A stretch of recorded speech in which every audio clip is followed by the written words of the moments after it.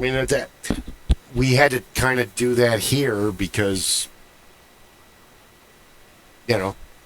Cox comes into the wall here, but this was a carport that was raised and connected to the central air and closet and made into, this is my office.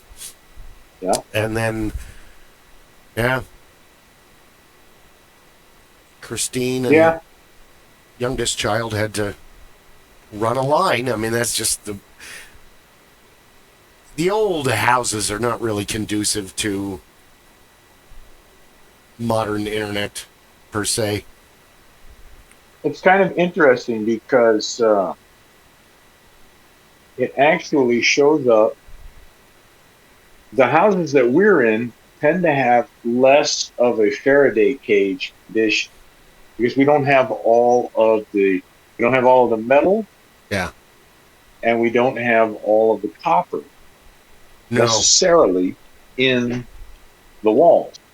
My mother's house, the front room, main room, I think was actually, parts of it I think were framed out with potentially with some metal studs, because that room cannot get any kind of signal worth a damn unless I put a repeater in line of sight of that area. So it has been a real in the net. Good times. Hello and welcome to the Supreme Council of the Master Geeks Lodge. My name is Bill Kelly, Hornswoggle the Great, and with me I have Rob the Blacksmith, another year older, one more successful circumnavigation of the sun. Happy belated birthday, sir. Thank you very much. Guys, at the beginning of the year, you and I, Ed and Ron are right next to each other. Chris is a Leo, so everybody. Okay, I think we're done. No more birthdays. That's the total. It's the total difference between like females celebrating a birthday and males celebrating the birthday. It's, hey, just want to let you know it's my birthday weekend, my birthday week, my birthday month coming up. We're adults. Where is this coming from? Whereas opposed to guy, being a dude, when's your birthday? Oh, it's 3 weeks ago. You didn't say anything. It's just another day. Exactly. Yeah. That's my thing. The only thing that makes it important for me of late is that the 11th is my granddaughter Olivia's. Yes. Also the birthday of one of my best friends growing up.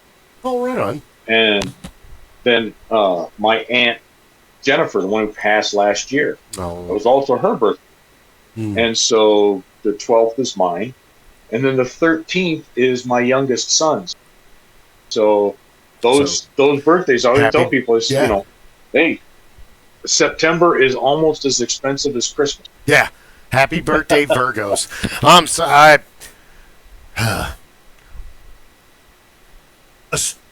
The problem with astrology is everybody keeps looking for this.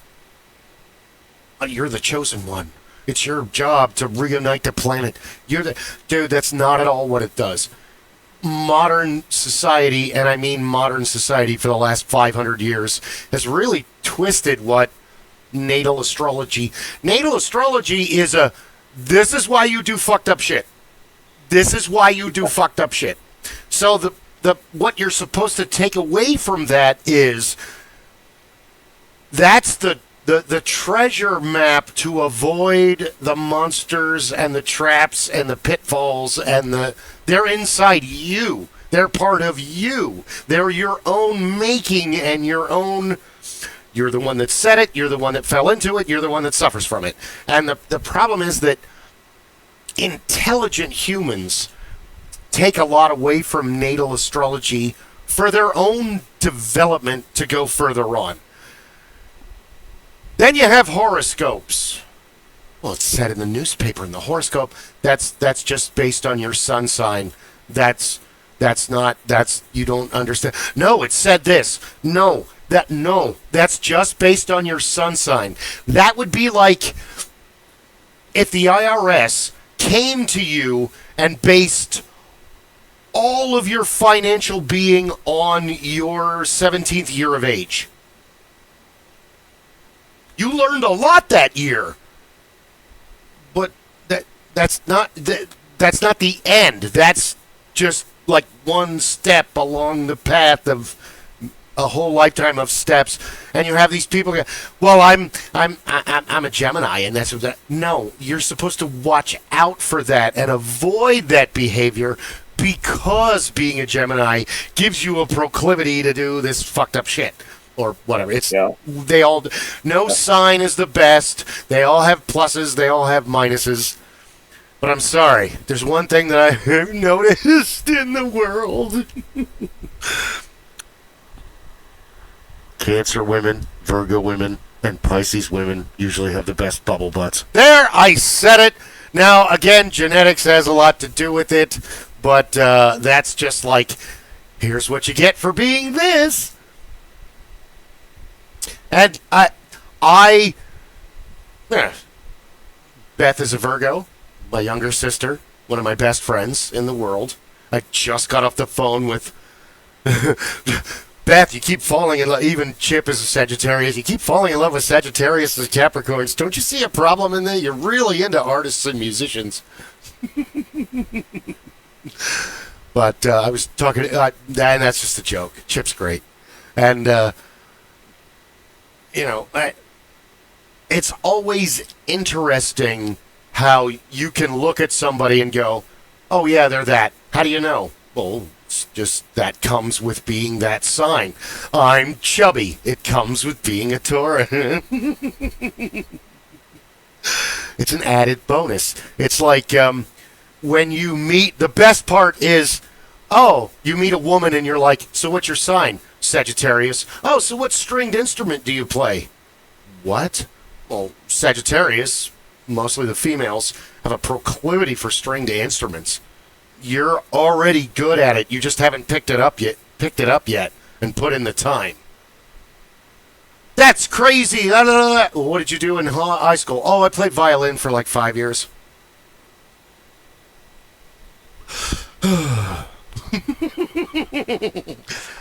Hundreds of dollars of classes were not wasted. Of course. Anything less than uncivilized. Well, yeah. Oh, it is September 15th, 2025. Hello! Ah, is that Kathy? Are you listening in? You have to have an well, invite. Howdy. Hey, Lou. Hey, knock it off. Right on. Hey, long time no see. Hope all is well. Glad to hear from you. Yep.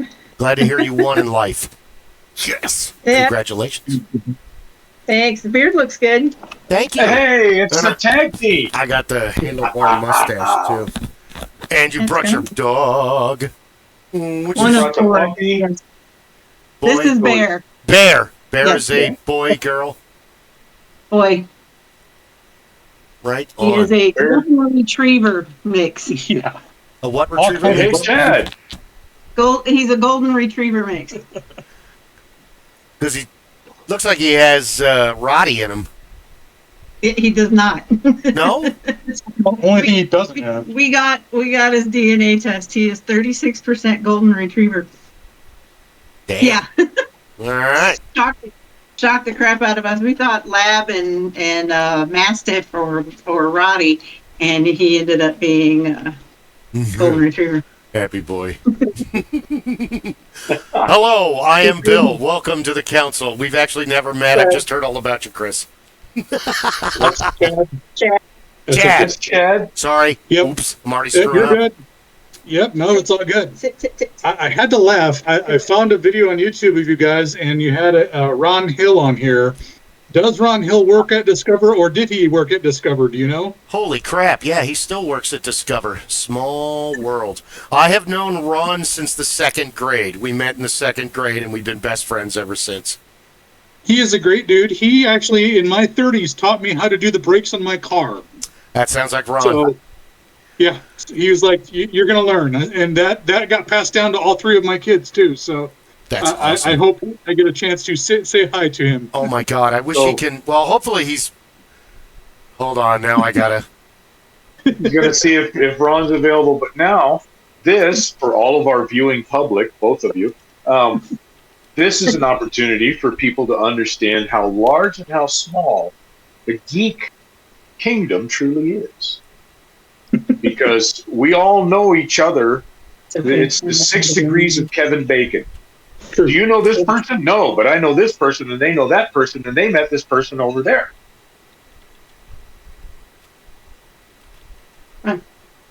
That is awesome. Yeah, Ron, we all make like, blah, blah, blah. But Ron picked all around good guy, and that's like, that is Ron. He's just, he's one of the best humans I've ever met. And I met him at 8 years old, so way ahead. That's awesome. Yeah.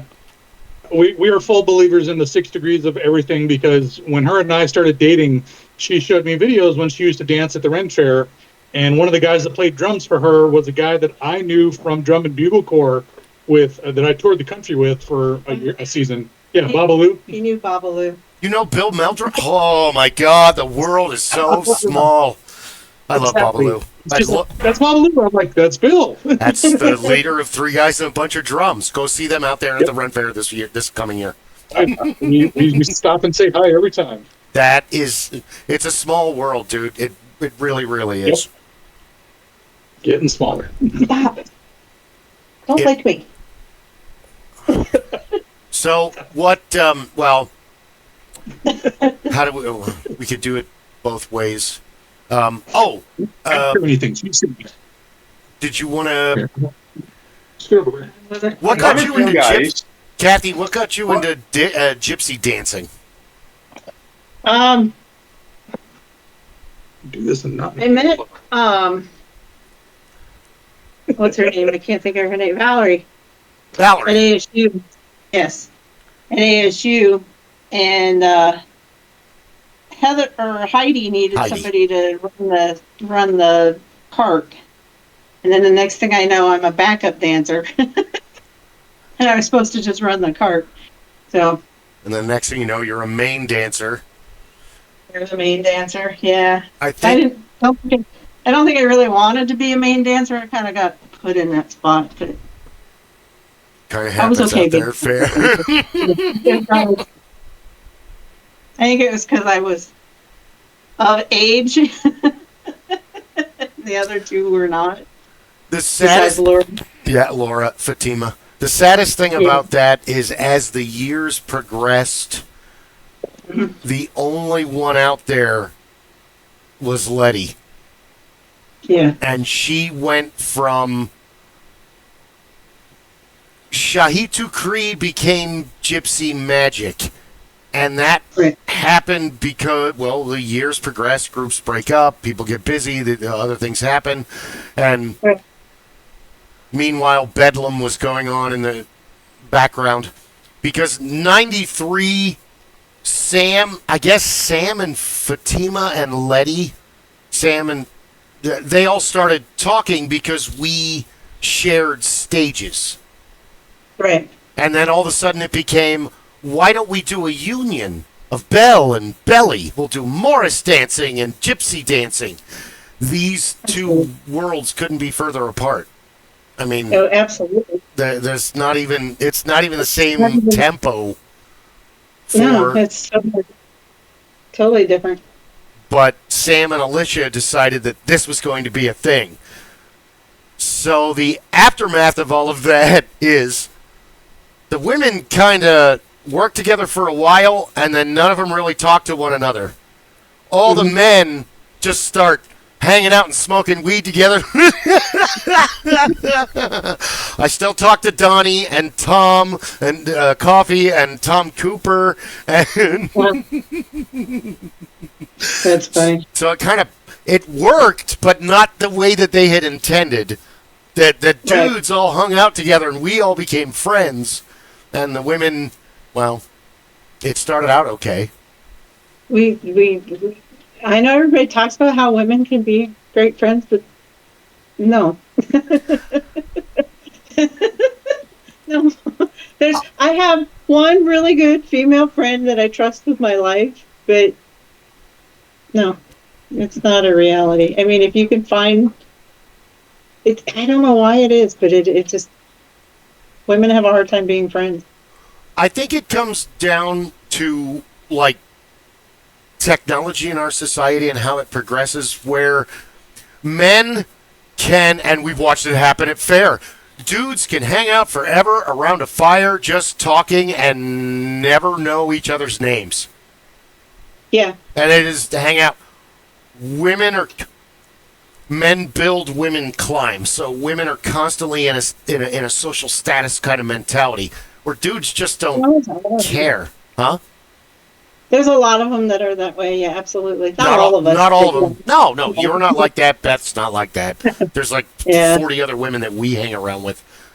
Ron's wife is not like that at all. Laura is just amazing. I love her dearly. And they met like our senior year of high school.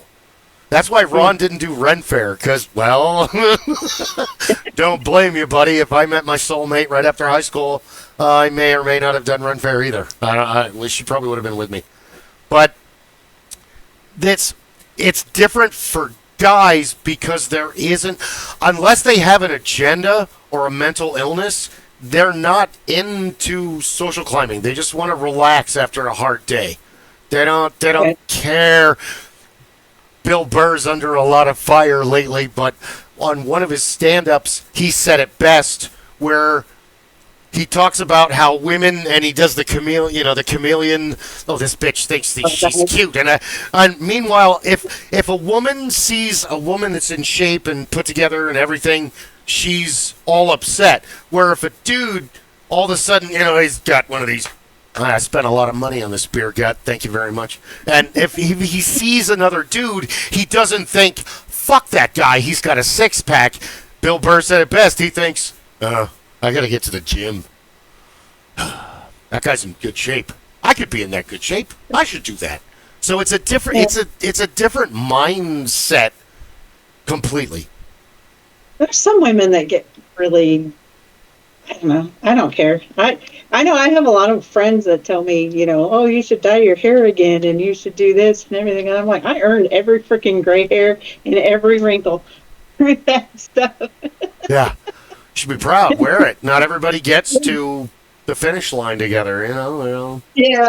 So, come on. We're all you don't need to be in the middle of everything, doggo. I have to be involved in everything. He does. Freya's over here. We've got 4 dogs. Duh. We have a German Shepherd, the Golden Retriever, a Boxer Pit Bull mix. Absolutely best dog you could ever own. I agree. And what is Raven? She's a German Shepherd mix. She looks Doberman through and through. She looks like a small Doberman. It's weird. I don't know. I love min pins because they look just like a Doberman, but they have all the excitement of a Chihuahua. She's Whiskey break. She's a medium-sized dog. Whiskey break. Oh, okay. All right.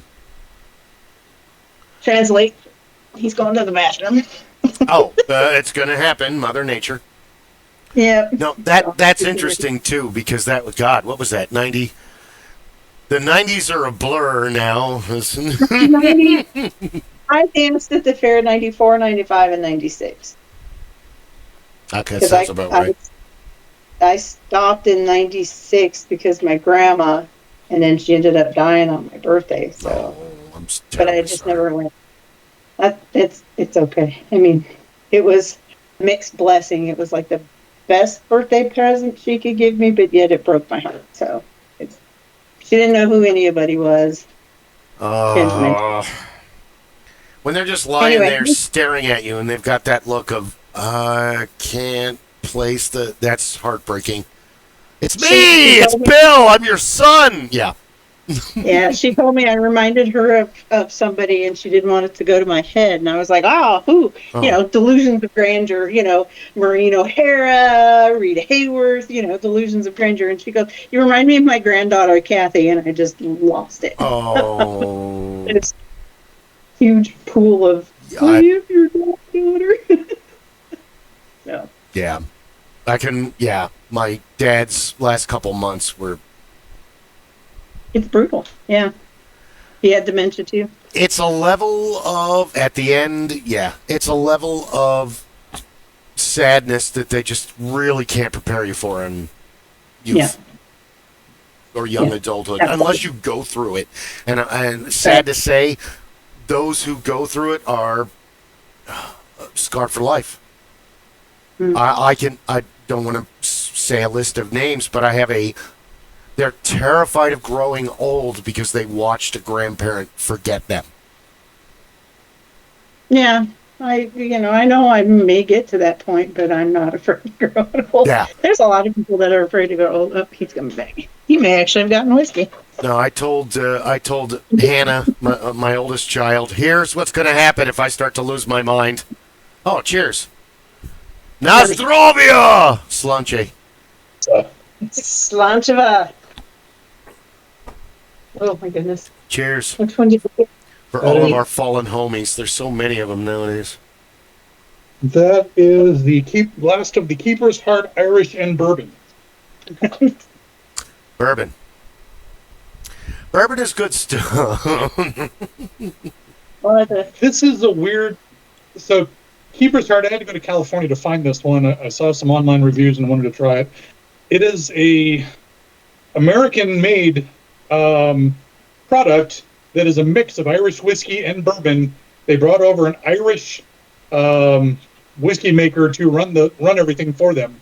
So it's a very interesting little bit of both worlds. I'm having Family Guy flashbacks where Peter meets his real father and all he wants to do is work and pray and suffer. He's got to pray to the Lord now that we've done a full day's work. So how did you two meet? At this type of card. You discovered each other? Go ahead. No. Sorry. Yeah, a friend of ours introduced us, but we were in different mindsets at the time, and then he ended up moving to a team that sat close to me, and one of the guys on his team was somebody he went to school with and used to work on a team with my mom, and he used to play pranks on the older ladies. So sorry. So not Chad, old friend Kevin, and okay. So I would do mean things to Kevin, and a lot of times I would throw stuff at him. Usually soft stuff, but I would throw stuff over the wall to Kevin, and I'd always miss and hit Chad. Yeah. So my aim is. Sorry. So, what are you doing tonight? Yeah. So yeah. No, and then when we started Lord of the Rings, somebody had all the toys for the Lord of the Rings. Yeah, Kevin and I were hitting Burger King a lot at the time and collecting the whole trilogy. It made a big circle on the desk, and we had, between the two of us, we had most of the set. I could start the DVD. I got the DVD for Return of the King Extended Edition 1 in the DVD player right now, but I don't want to get sued, so I'm not going to turn it on. Well, I used to use Futurama as background music, but Netflix destroyed that. Sorry, go ahead. No, that's fine. She'd throw stuff over, and eventually he kind of gave her some fake guilt and like, hey, you need to quit throwing stuff at this guy. You keep hitting him. And so we started talking, and then, I was reading Lord of the Rings at the time, and we started talking. We went to the movie, and that's about 8 months later. That was it. Yeah. She's a hot geek, and wedding ring. Yep. One ring to bind them and rule them all. Yeah, not quite. Oh well. It says something like forever to entwine. It's supposed to not say the one ring. Elvish lovey stuff, not supposed to be something else. Not okay. They controlling and enslaving. They just put Meatloaf lyrics in the praying for the end of time. Put it in the Google Translator. Yeah. Wait a minute. I love the little Chinese girls the little Chinese girl that translates tattoos. Water. This. My balls hurt. I'm still laughing at it. To have that tattooed on your body and just have no, you don't speak that language. Why would you? Yeah. Could say it's spicy tuna roll. You don't know. That's a layer of trust that you're going in with a little too much. What was the funniest one she read? Because she's like reading it, and she was reading it in Chinese, and she stopped for a second, and then she just read it the way it was written. Holy Testicle Tuesday. She's like, okay, that's a tattoo. Yeah. So you were one of the rare work romances. Because work romances usually work. I mean, that's how I met Christine and a lot of the other. Well, we've been divorced 10 years. That's not a good example. You did meet her there, though, and you did at one point think you were going to. I was her boss at the haunted house. I was her lead. Oh, okay, gotcha. And I started. Well, I started flirting with her. She started flirting back. There was some squeezing of buttocks. I don't know, and then You were always good at flirting. I try. I don't do it anymore, though. I'm totally... And it's so weird, to... not that... I would rather interview you guys, not to make it about me, but I'm the opposite of how I was in the 90s now. Like, I won't even go down an aisle where there's women shopping in a store. I completely avoid women. I'm all like, la, la, la, la, la. Where in the 90s, I'd be like, hi, my name's Bill, Taurus with a penis rising. How are you? I'm totally different. I don't want no part of that now. I guess I've evolved. I don't need the validation. The last divorce really hurt. No, because it was like the whole. We've been together 17 years. What the hell are you talking about? Divorce? What do you mean done? I haven't even begun with my shenanigans. I have new pranks. I haven't even said. Okay, fine. No, it wasn't like that at all. I was completely devastated at first, and now. 10 years later, I'm like, born free. Hi, my name is... No! Yeah. I'm totally... Sorry. I went from man whore to celibate hermit. Sometimes it happens. I know. It's just not... No. Oh, no. Why don't you just... No. My last coworker at my last job, Wendy, you need a girlfriend. No! Oh, God, no. I'm so free now. I wouldn't want that. Anyway, so, go ahead and give us your geek histories. Yours is short, right?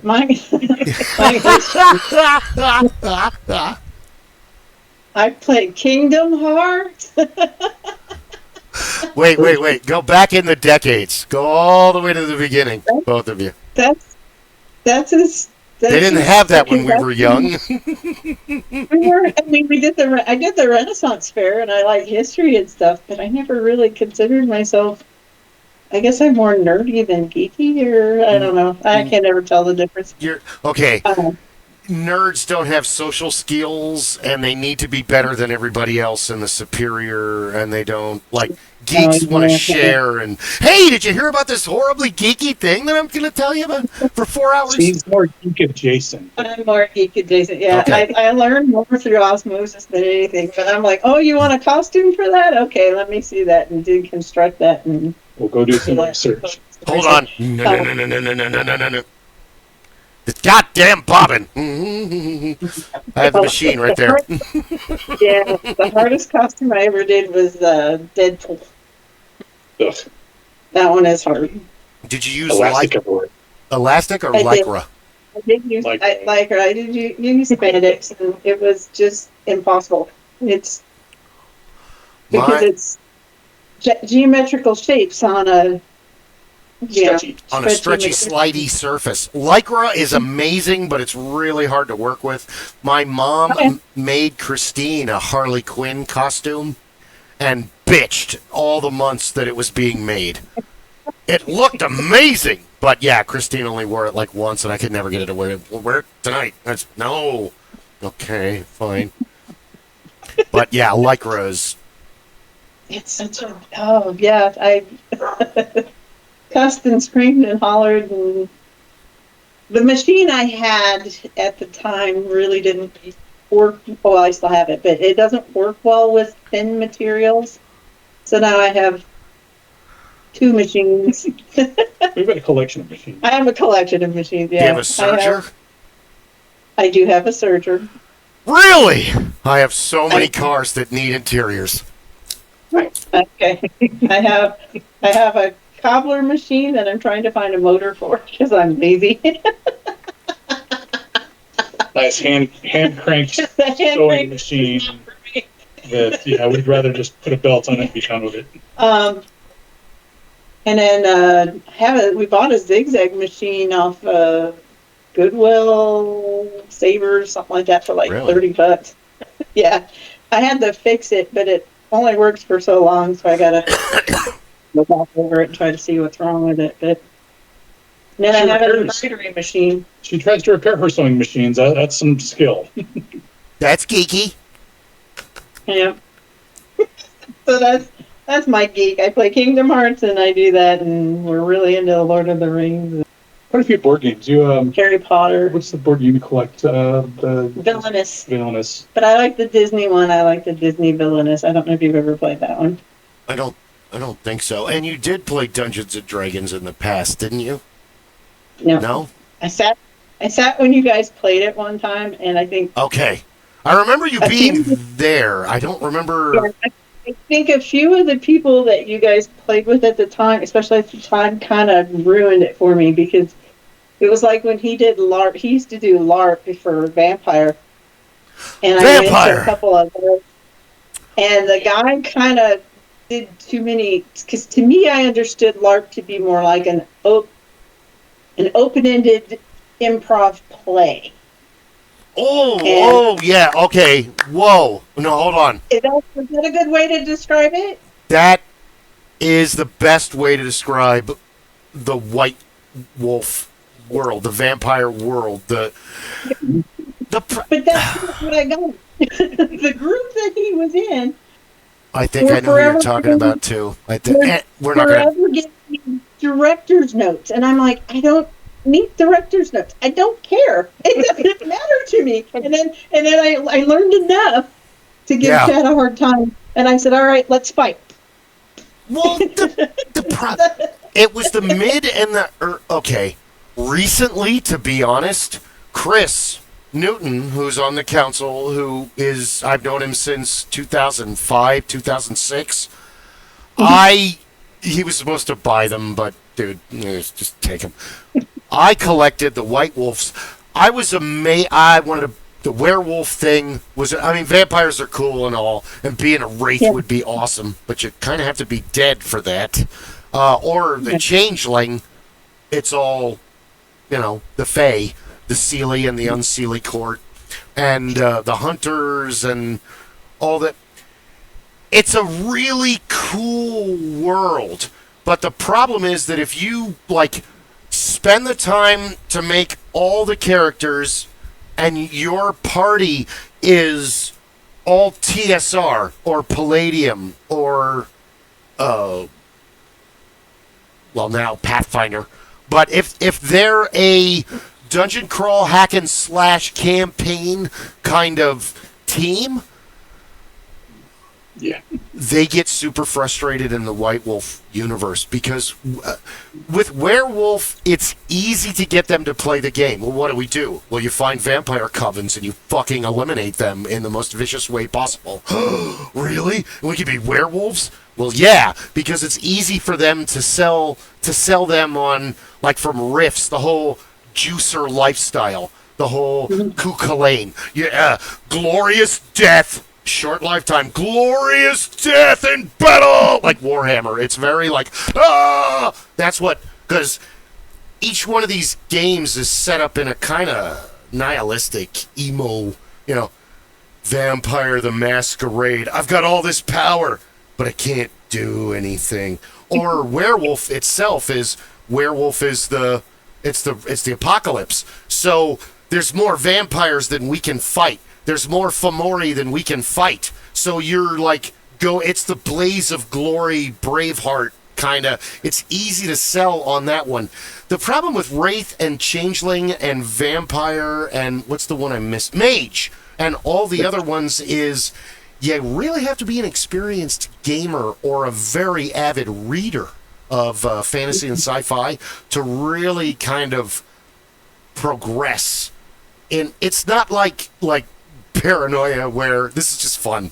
Just get killed because you have 5 more clones. This you have to be a chess master. And every group I introduced to Vampire, they fucking hated it because you can't do anything. You have to do everything covertly. You have to do everything without anybody ever knowing. Well, that's that's we were playing that was early 2000s, late 98 to 2000-ish, I think. My roommate actually like my second night there, they're like, "Oh, okay, you're playing that guy again? Cool. We don't have anybody from that clan. You can be the leader of the clan." And I'm like, "Oh, okay." I don't want to be the leader. No. So yeah, I'm the leader of the clan Nosferatu. Awesome. Okay, thanks. Well, it's great if you want information, but I'm like, I get to stand in the shadows and just watch. I'm okay with this for now. Most of my friends and I, the 3 of us that were in at the time, we were mostly single when we started this. We're all drama nerds from high school, so this was all right up our alley. One guy gets in, I don't even remember. He ended up becoming the Prince of Phoenix and ran it for at least 2 years. And he was on a power trip the whole time, and he loved it, and it worked. The other guy, let's see, was he Toreador? Yeah, I can't even remember what all of them were, but it was just like, okay, we literally showed up for 3 weeks straight, and I ended up inheriting the clan Nosferatu myself. Oh, so, awesome. Yeah, it was just, honestly, our first couple of weeks was, okay, there's women here. Yeah. Okay. No, you're not wrong with, the problem with Vampire is picking a clan. That sounds cool. Oh, I want to be them. Oh, no, that's really neat. Oh, God. I want to be these guys. No, okay. So it's like, I want to be a Malkavian. No. A Tremere. No, I want to be a Gangrel. Bruja. Well, they're like the Lost Boys. Ooh, okay. That's easy to do on a campaign. Okay. Yeah, I mean, literally, we never did. I mean, we had the paper character for that game, but that was nothing we played as our group at home. This was all like big go meet once a month at a clubhouse in an apartment complex. Yes. What are you doing? And, I'm using obfuscate. You can't see me. Oh. Yes. Oh, okay. Yes. And seriously, I'm just standing in front. So that turned into like the big events. We'd have like regional stuff at not Gen Con, what was it? Hexacon. And big events going there. And I mean, my dude would pay well enough. He'd trade in favors enough that he had people telling him about people that were trying to assassinate his character. He got people killed at a regional level out of like Vegas. That's how you play that game. Dude, he just created so much chaos. Yeah. Yeah, that's what Damon does. That's what Damon does. So, it was too much for me. That's over my head, but he loved it. Vampire is a giant pain in the ass because there's so much nihilistic. I even bought the show. They made a show of the role playing game. Kindred Embraced. Yes. Yep. I've seen it. Oh yeah, and it's funny because the one guy is a meme. Surprise, motherfucker! And fries, motherfucker. He was like a cop and a Ventru. So he was a police officer that was also the Ventru are Rob. How much do you? How much do you know about I this? have not. You guys have to remember, I was SCA. Okay. I was blacksmithing. I was riding all the time you guys are talking about, I was riding the ambulances. So the only time I got to actually expand my mind and take off into the fantasy world was once a year I could go to the war. And 3 times a year I could sneak away and go to a convention. Yeah, excuse me. There are several vampire clans that I know that you would gravitate to just hanging out with you for the last 15 plus years. But honestly, you would probably be more for werewolf because there is a tribe called the Get of Fenris, and they're all... Yeah. I had almost all Kathy's brother Jamie, when he had the store, special ordered for me all of the large format Get of Fenris figures. And I had built and painted all of them in the store. We had them right all the time. up on the shelves. And that was my boys' introduction to miniatures, along with hordes. Because I taught the boys wanted to learn how to play hordes because they liked unit tactics, tabletops, more than they enjoyed at the time Dungeons and Dragons. They liked to make the figures, but Zach and Ace just fell all over themselves with unit tactics. Ace actually became very good, and I didn't know that he was going to take to it as well as he did. He had a couple of those kids that we used to deal with, Chad. He had a couple of them very, very unhappy because he couldn't read the rule book very well himself. But if you read it to him, he could memorize it by hearing it. And he would do a number on some of these poor bastards. They didn't know what the hell to do with them. They thought, this kid's... a couple of times I heard him say, well, I'll play the retard. And all of a sudden it's like, yeah, you might want to eat them words real quick, Jack. That's actually a pretty strong character in a role-playing game. You're going to end up becoming very powerful. I'll be the mindless retard. He's not so mindless, but okay. The thing that... With vampire, you're controlling things from behind the shadows, and you gotta do stuff but not make... And there's the count. There's 13 clans. 13 is pretty much the number in all these games. There's 13 tribes, 13... Because in Werewolf, there's 13 tribes. In Wraith, I can't remember what they're called, but there's a... It's basically your kind of class without being... Is that Chad? Okay. Yeah, your group, your abilities are all determined by your family. Yeah. In Mage, it's your the Acoustic Brotherhood. Fuck. I gave all the stuff to Chris. I don't have any more of the books. I only got into vampires, so I can't help you much there. Mage is awesome because it's like you have all this power, but when you're in an alleyway fighting bad guys and you want to throw a lightning bolt, you can't just throw a lightning bolt. You have to use the transformer that's in this alleyway to arc an electric discharge to the vampires or the werewolves or the other mages or whatever you're fighting. Pick one. So you have to make your magic look like it could be a natural phenomenon. Yeah. Like if you wanted to throw a fireball, there would have to be a gas main nearby. Oh, I don't know what happened. The gas just... Yep, fuel tank came right out that corner. Yeah. It's actually more tactical and more thinking of behind every move you do. Yeah.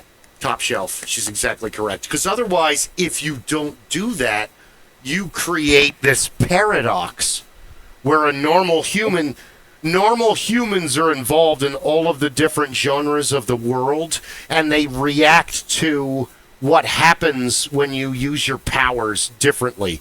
Like if you're a werewolf, the phase of the moon makes you change but the phase of the moon that you're born in makes you change the most. So if it's a 3/4 moon and you're a Galliard, which is, that's the kind of werewolf you are when you're born at that phase of the moon, you're going to change a lot more than you would during a full moon. You're still going to change during the full moon, but not nearly as much as on your birth moon, because that's what roots you to Gaia, what roots you to the earth. The werewolf is a pro-green, they're all eco-warriors. They look at vampire is about controlling humanity and staying in the shadows, and there's was it Camarilla? Is it Camarilla? Camarilla and the Sabbat. And the Sabbat they're all bad guys, but the Sabbat are the vicious bad guys. They don't give a shit about humanity or pawns. We should be owning them. Where we don't care if the humans see us doing evil shit. Yes. We're not playing, we don't care. Exactly. Where the Camarilla are more like that council in the first Blade movie, where they're trying to move humanity and, use humanity, but not let we don't exist. We're not real. I don't know what you're talking about. Shadows, or else they'll come get us. Because the Ventru are the clan they're the blue bloods. They're the guys at that council. They're the ones that are the really old nobility of all of Europe and Russia and Eastern Europe and China and all of that stuff. And the Nosferatu are, what do they hang out in sewers and graveyards? I had the bright idea on driving to one of the groups that night. We saw several bunnies running across the road, and I said, you know what? I'm going to start having Clan Nosferatu recruit bunnies. So they became our spies. We have bunnies. Because killed twice at a rabbit in Phoenix. Killer bunny. It's a sign. And true. So it's a jackalope. There's so cool far bunnies. more months of summer. Man. What's the other? The Salmeki? There's two. There's the Nosferatu, and then there's the ones that are even more fucked up. Because the one guy in the first movie, Blade, gets turned into one of those where they're an abomination. I mean, the Nosferatu are not attractive, but these things are even. It begins with an S. There's the Sabulri. The Subrilli, which they're more like a paladin vampire. They're more like the vampire clerics. La Sombra, no. The La Sombra are, well, see, and the Cappadocians and the Gangrel and the Malkavians. The Malkavians use ho ho ho. I have a machine gun too. Nosferatu, Toreador, La Sombra. He's looking. Malkavians, Zimsi. Those Samichi. Gangrels. The Samichi are Dracula. They're flesh crafters. They create horrid abominations out of flesh instead of using canvases. Hakim, Ravnos. No, the Ravnos are assassins from the Hungarian. I can't believe I remember all this. Samedi, Sameki.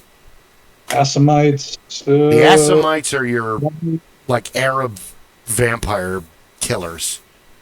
They're assassins. Kadif is the only other thing I'm seeing. Salmidi? I don't know. There's the Sobulri and the Salmidi. Now I gotta look it up. God damn it! Where's Chris? Oh, Chris is at work. He can't answer this question. Gangrel, Cavian, Ministry, Nosferatu, Ravnos, Salubri. Is that who you're thinking of? They're the paladins. They're like good guys. They're like good guy vampires. Samedi. Samedei. That's who I'm thinking of. The bloodline, the relatively short, curious history in the kindred society in the Caribbean. And they're gross looking. They're the stuff of nightmares. Clan is spread slowly across the globe. The progeny, blah, blah, blah. Progeny. It's like the best word in their whole vocabulary.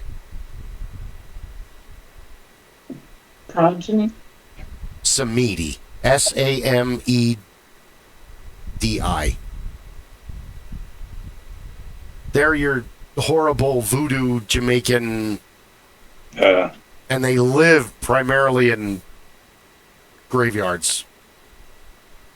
They look like a shambles. They look more like a zombie than they do like a vampire or a revenant. That's what they look like. Anyway, hey, more lore about the White Wolf campaign. I guess I had an idealistic version of wanting to DM it, and then when I did DM it, the most success and the longevity that we had was I just let them be whatever clan they wanted to be, and I kind of made a werewolf council, and I just had them hunt down vampires. And as time went on and they became, excuse me, with vampires, you start out super weak. You're everybody's bitch when you're a 13th generation. Huh? Yep. Got to work up the chain. And you can't kill another vampire and drink his blood by law, but in their weird lawful evil society, you have to, like, figure out a way to kill one of your enemies and drink their blood to go down in generations. And the more you go down in generations, the more powerful you become. Where werewolves are on a totally different scale. They start out really powerful. They get more powerful. Then at about 55, 60, 65 years of age, well, they pick one form, and they kind of stay in that as like a teacher or a tutor or because they just it's the mileage, not the years. If you're just a normal human in one form, and then you're this supernatural character in these other forms, but your body is still taking that supernatural damage. So that's why there's a lot of really old vampires. There's not a lot of really old werewolves. No. They are the biker gangs of their universe. Is that accurate? Sounds right. Lobo fits into that very easily. Love Lobo. Yeah, I'm sorry. Jason Momoa is perfect. I mean, he's great as Aquaman. I didn't think I was going to like that movie because it's Aquaman. But after watching it, oh my God, this is awesome. I'm trying to figure out why Aquaman gets such a bad rap. Because I've been watching, was it MeTV Toons? And they play Super Friends every day. And 90% of the time, Aquaman and Superman are together, or Aquaman and Wonder Woman are always together. I have a theory. Would you like to hear my insane rant?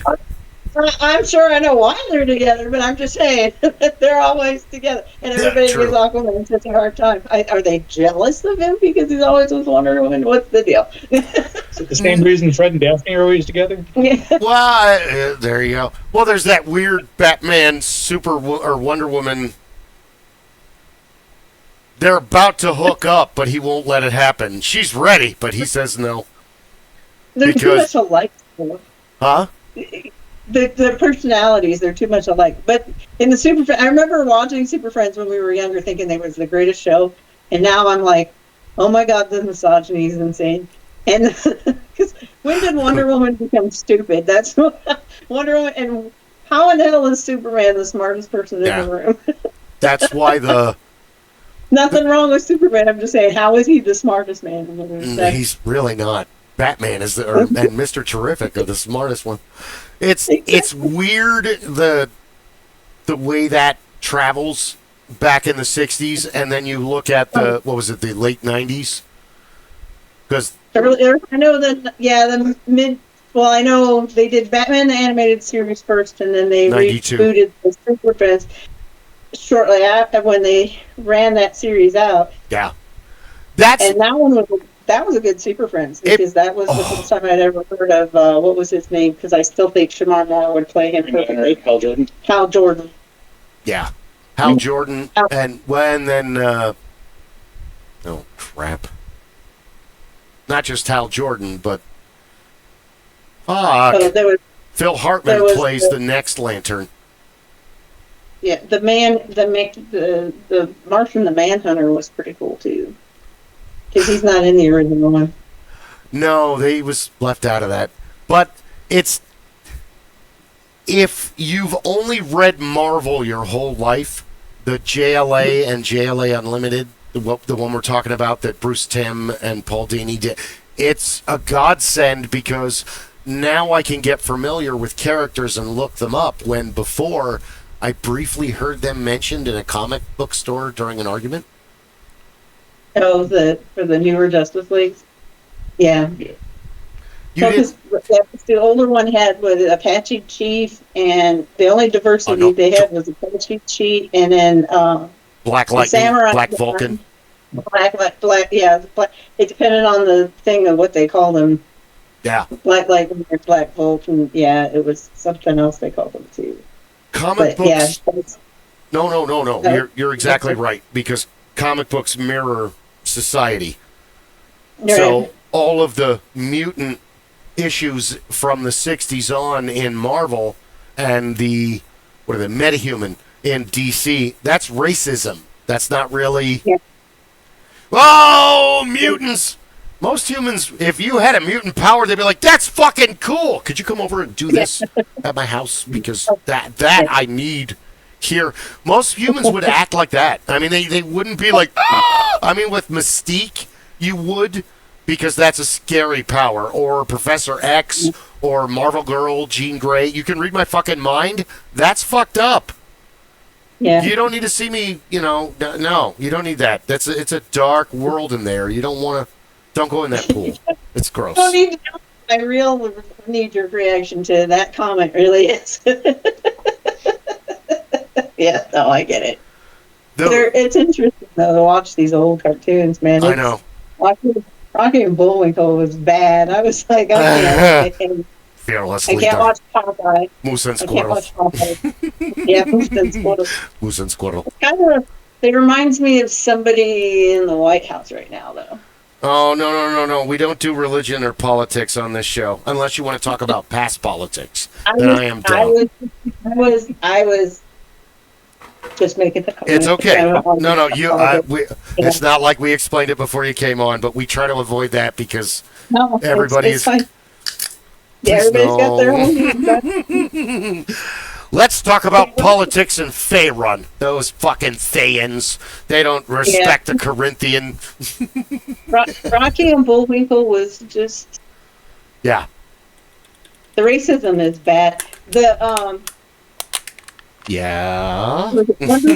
Underdog was Underdog's another one. Underdog, Hong Kong Phooey. It's just... They don't play Hong Kong Phooey, which is fine. But the Me TV too, I do too, and I know it's that one's more culturally insensitive than it is actual racism. You know what I mean? Well, there is a slight difference. There's not a huge difference, but there is a slight difference. And I will give you that because you couldn't do it's fun. I don't know how much the show I'm on a new theory called the 30-year gap. Where when we were in high school in the early 80s and people from World War I were still alive and people from World War II were everywhere, we didn't really understand Tora and Guns of Navarone and all the John Wayne movies and all that. We didn't get it because we weren't there. And it's the same thing of kids now is, you don't understand Desert Shield, it became Desert Storm. Well, no, you weren't there. You don't understand how this is happening. Wait, what? This will not be another Vietnam. Oh, you use the word Vietnam. Whoa. There's nothing that scares us more than that phrase. Because Vietnam is a scary place where my father went and a lot of his friends did not come home. Or you have... There was a guy that... Do you remember Jeff Mosden? Kathy? Yeah, a lot of the people I'd have to see a picture of to remember. blonde guy in my pirate troop that ended up working at the pirate ship with Frenchie and Tatton for years, from like 94, 95 on. The Macho Bravado. He had a neighbor in Massachusetts, and the guy was forward recon. And the guy, Jeff was friends with this gentleman's children. They hung out. Oh, go ahead. Jeff's not around anymore. Was it G-Spot Jeff? No.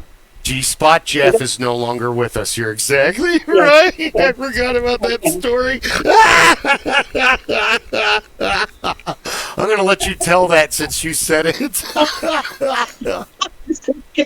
like, what the hell? So, I wasn't there. I don't know what happened. I just know that he all of a sudden was called G-Spot Jeff. And you don't know the whole story?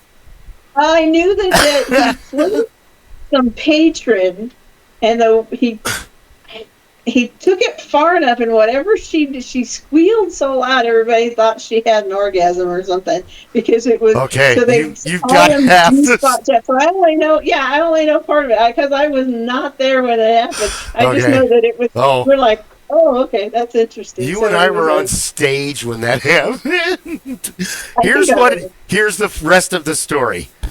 There are two women that come into the Pirates' Plunder, and they're in there, the way Frenchie and Tatton described them, mid to late 50s. Okay. And they're wandering around, and they're flirting with the three of them, and it's fair. They're flirting back and forth. The shorter woman, the shorter, chubbier woman, has a white T-shirt with the map of Arizona all down the front of her.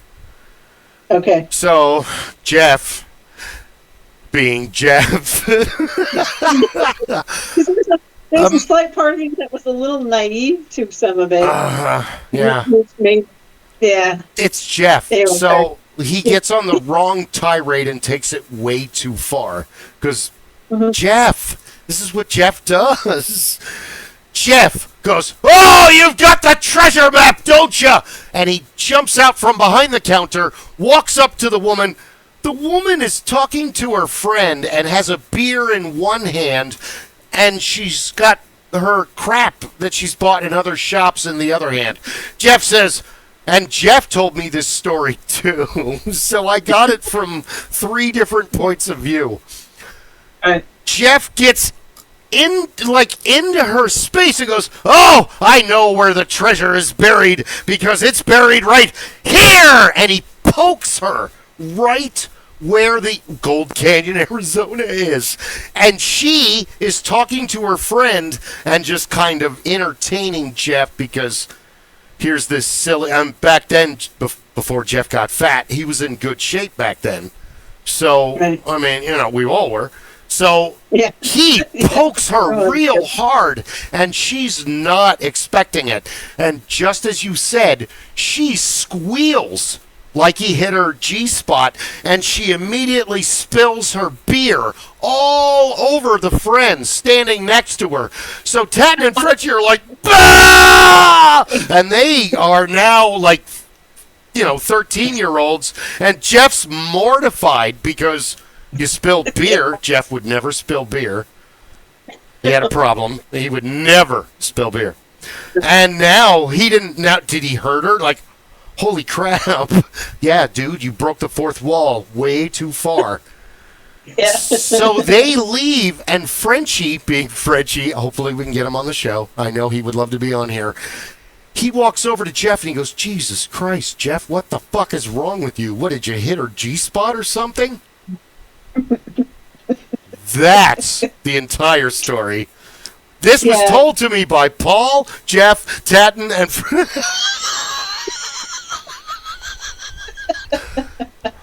Only at the Arizona Renaissance Festival. Only at the Ren Fair's like Vegas and SCA. What happens there stays there. You don't talk about it. We don't talk about Fight Club. It used to amaze me on how far we could push people. Not anymore. Like the things that we used to get away with saying, and the things that we used, you know what I mean? Yeah. I didn't stay too much out on the crowd because I couldn't keep an accent. So I stayed behind as much as I. Not that I think anybody really cared, but it was so weird, like forcing that and staying in character from 91 to 99. And then I met Christine in 99, and it's like, oh, what do you do? Oh, I work out at the Renaissance Festival at the costume rental shop. Oh, I just kind of quit there. I don't know if I'm allowed back. And then from 2000 to 2015, when she fired me, I was a shoppy, and that was fucking weird to go from street character to stage character to street character to stage character to working at a booth, being a boothie. Sure. Now there is no better. There's just different. When you're a street character, you're on your own. You've got certain areas for certain half hours that you're allowed to entertain at, that you better fucking be there, because supervisors will, people that work there will come through that area looking for you, and you don't even know who the fuck they are, and they're wearing normal clothes, jeans and a t-shirt. Right. Yeah, you have no idea that they work for the Renaissance Festival. So you always have to be where, if you're in a stage act, here's our show times, be here 10, 15, 20 minutes before these times. We need to busk beforehand, busk after, busk beforehand, and then you got to go to the end because they want you in the beginning for the opening gate, and they want you for the end at the closing gate. If you're a boothie, here's when you start. This is your break. Here's when it ends. Here's where you put your shit. That's a big deal because I don't know when they got lockers out at the Arizona Renaissance Festival for street characters, but that shit did not exist from the... It's not. I know. The toilets, too. I'm like, these actually flush. Holy crap. I remember having my costume on, and the only bathroom we had was the privies, and I have more layers than the royalty had. Because it took Lady Raven less time to get undressed than it took me. Yeah. I'm like, I have 2 skirts on. What's going on? Yeah. Or those girls with the hoop skirt, like Atlanta and all the way. Oh, Jesus Christ. You know, they got like 3 things, and they undo it, and they're done. And me, I'm still trying to untangle my belt from the other belt. Yeah. Or if you're a man, it's like you don't really realize how much you enjoy a fly until you're in a costume that has no fly. And you have to go to the bathroom. God damn it. I really hope I don't dribble all over the front of my... Okay. Yeah. Please don't let my skirts go down that hole. There's hell down in that hole. That's where they keep the bad humans after they die. So yeah, the whole thing, it's like, it was weird. Oh, there's running water. There's actually soap. It was so funny that first year because we were all excited about it, and the customers were like, "Are we in Mexico? What's going on?" And yeah, we're running water. We're like, "You don't understand." I can remember before. Okay, sorry to go on a, that's what's going to happen. That boathouse stage now used to be called the Edge of the World, and that was it. There was nothing past that. The fair had not developed. It was a Y for the longest time, and then it became what it is now. Weird, yeah. Whatever shape that is. So where bathrooms that flush are now, there were a ring of porta-johns, and I can remember a cold February weekend morning, being a street character, standing in line, desperately having to go to the bathroom. There's like 3 people in front of me, and out of nowhere, Captain Gristle, Theo, comes staggering up to me back in the day when you could play intoxicated characters out there. And Theo's like, "Dear God, Bill, please let me go to the bathroom. I'm about to pee my pants." "Oh, God, Theo, brother, yes, go in front of me." Oh, he's going to let me go in front of him because you know I'm going to slit his belly if he doesn't. So now, because I'm a clown. I'm dressed as a jester. He's a pirate captain. He hawks in front of the pirates' plunder. So we're joking. People are coming in and out. All of a sudden, he's like, oh my God, thank you. A woman comes out of the handicap. She wasn't handicapped, but that was the stall that was available. And the line is so long. Well, if you're handicapped, go to the front of the line. Otherwise, there's somebody in there right now because... Go! So all of a sudden, this woman walks out, turns to see him face to face, and she's somebody's grandmother. She has the, oh, look, a pirate. And he looks at her, and extremely loudly, he goes, oh, thank you, lass. Gotta get in there while the seat's still warm. I fucking lost it. I'm like,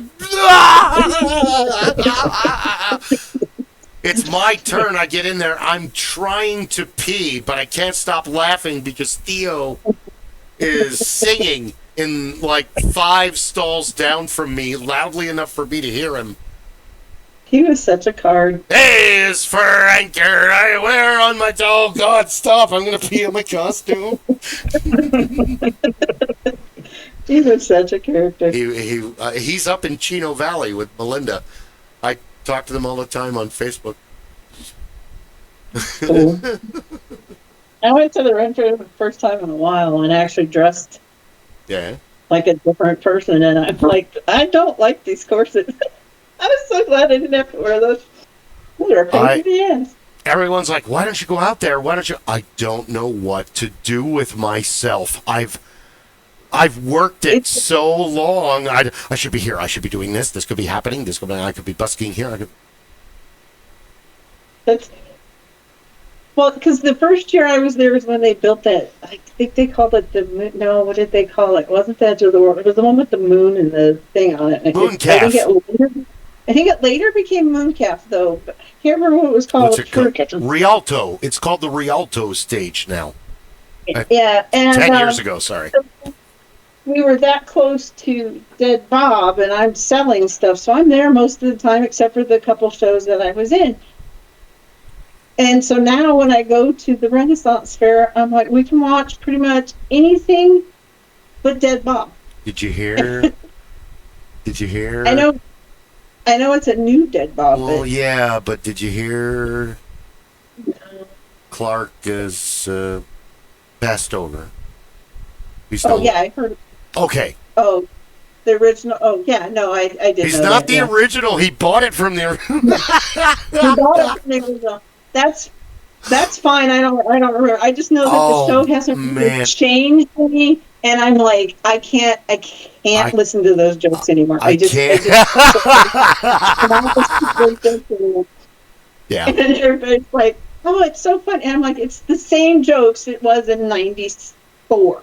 Yeah. It's not changed any. If he changes the act, he loses his audience. If he sticks to the original, he gets them back.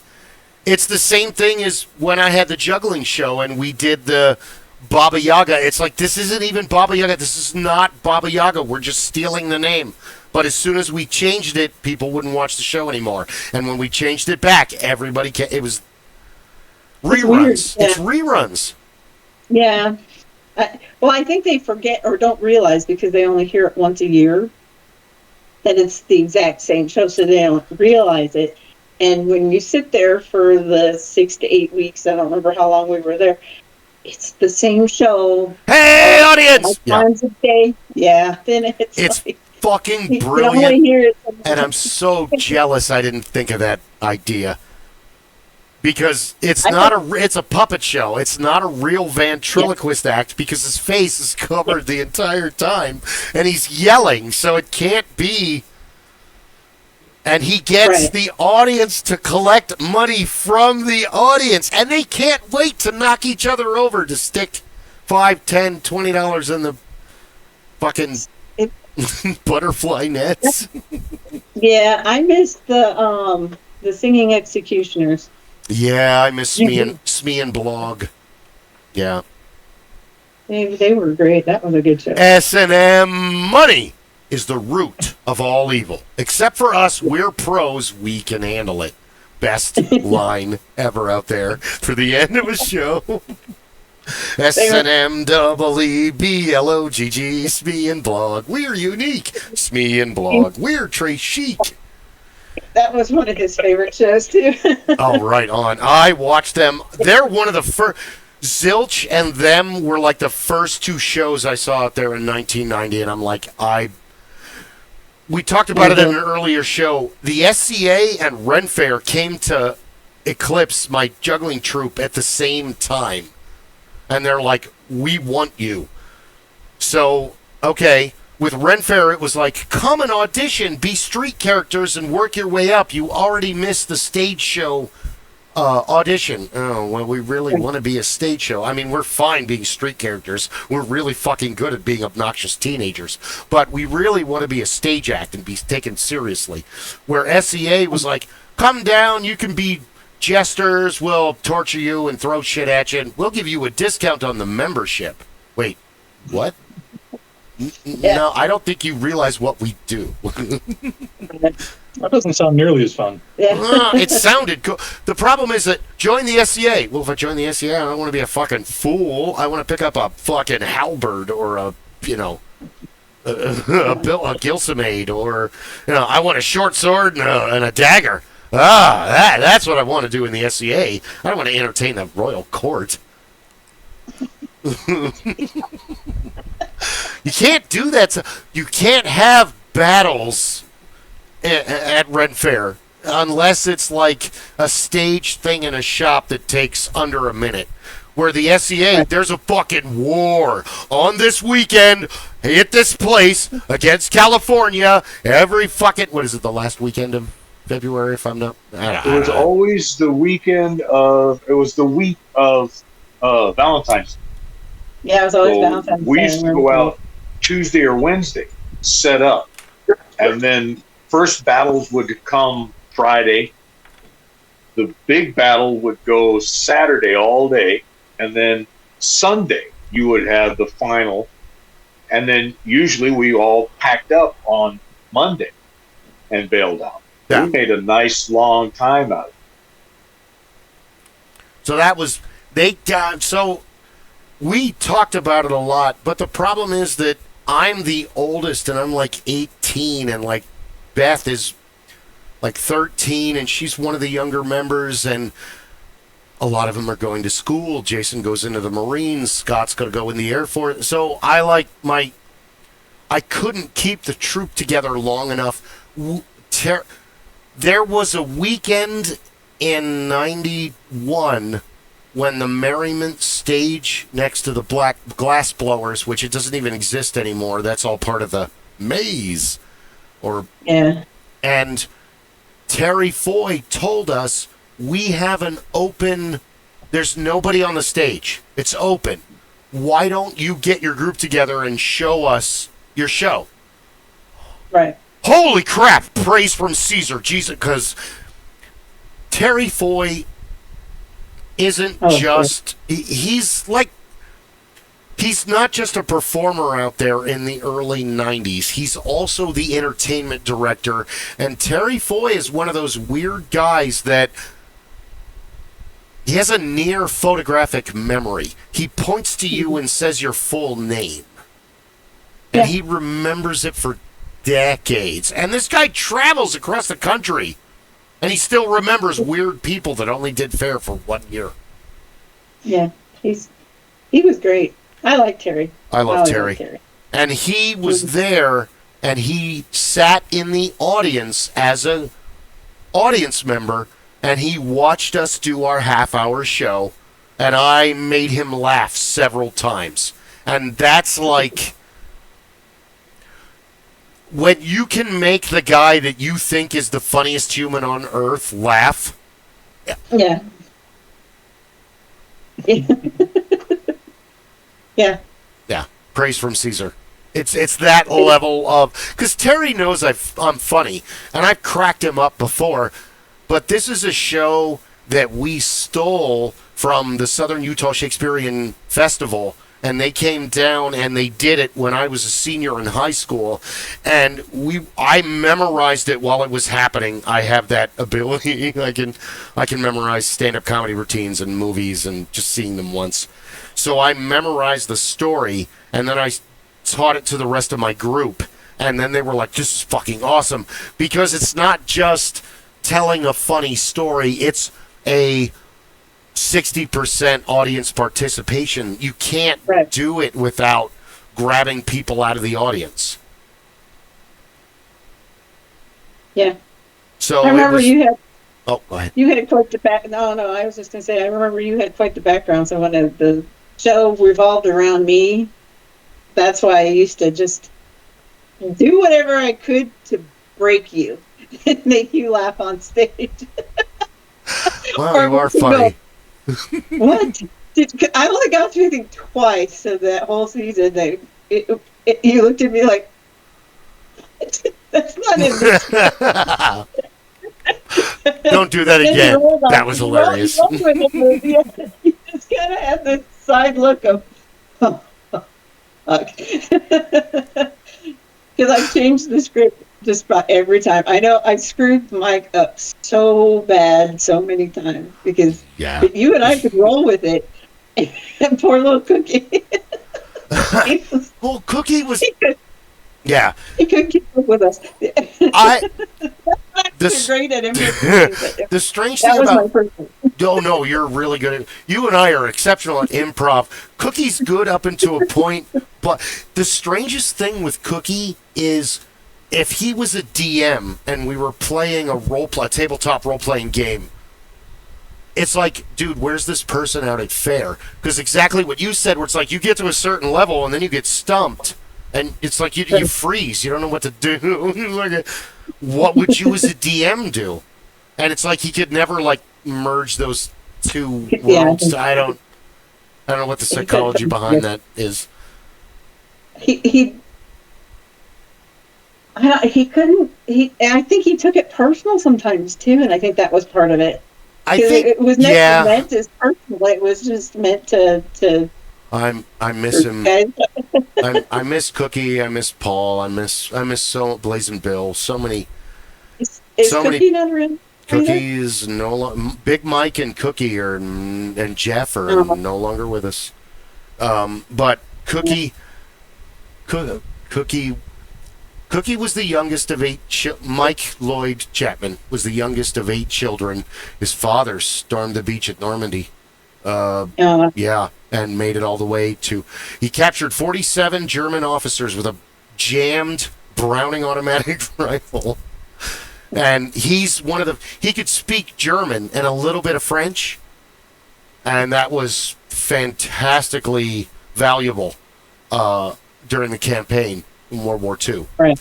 So and Chapman was a private. He was a private, and but it's at the end. I forget what the German word for "I surrender" is, but he didn't have to really like hunt them down. One of the awesome. He wrote his father's story, and he really wanted to. Dude, we should make it into a movie. And I met his dad before he passed. And his dad was fucking awesome. And they took his dad to see Saving Private Ryan. I didn't get to go to that trip. I went on the second time when it was brand new in the theater. And they asked Cookie's dad, they're like, was it? He's like, that's exactly how it was, going up the beach. And his dad's job was like, you, Private, make barbed wire fences. So he's like... putting stakes in the sand and barbed wire while the Germans are shelling the beach from, 10 miles in? 5 miles in? The big long gun. They take him out in Saving Private Ryan. It's like one of the first batteries they take out to stop the shelling of the beach so that everybody can land. His father was on Utah, not Normandy, but he was involved in all of that. So one point, before his dad gets the 47 officers, he gets separated, and he's all by himself. He was traveling down a road, and all of a sudden there was a lot of shelling and fire. And he manages to get in a foxhole, but when he opens his eyes, he can't see anything. But he hears German from a little bit out, and he hears, I think we got him. I think that we got him. Do you think we need to shell again? No, I don't hear any footsteps or gunfire. I really think we got him. So he closes his eyes. He puts his what do they have in 1942? Was it a Colt 45 911? Help me out, Rob. You're the gun expert.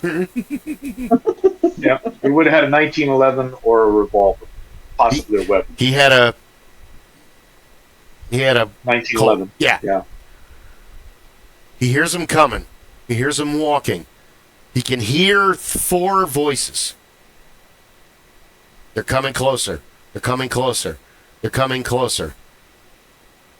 They're right near him. He's got his eyes closed. He sets up, goes boom, boom, boom, and lays back down. No sounds happen for like what he thinks is 5 minutes. Finally, his eyesight returns. He stands up. 3 headshots. 1 right in the middle. With your eyes closed on instincts. Yeah. If you don't deserve the Medal of Honor, or the Silver Cross, or what are the other ones? Yeah. Valor? Yeah. Silver Star, Bronze Star. So he keeps going. He gets it's like it was in Saving Private Ryan and Band of Brothers, where a whole bunch of units just kind of, hey, we're all Americans. Fucking A, thank God. Do you have any ammo? Do you have any food? So he gets with these guys. They start. The Germans can't surrender fast enough, was the way he described it, because they know it's over. And they don't want, and once the concentration camp news leaks out, they're done. Dude, I don't want to, this is not what I signed up for. What the fuck? You guys are monsters. So all of a sudden, he is marching all of these, the Germans are like this. They've turned in all their shit. They don't want to be, I'm done. I don't want to fight anymore. And I think it was just above a lieutenant. Second lieutenant, just below a major, finally shows up in the army in not Berlin, but near there. What are you doing, Private? Sir, I've captured all these men. Good job. March them over there. Sir, my gun's jammed. Well, as long as you don't tell them, I think it'll be fine.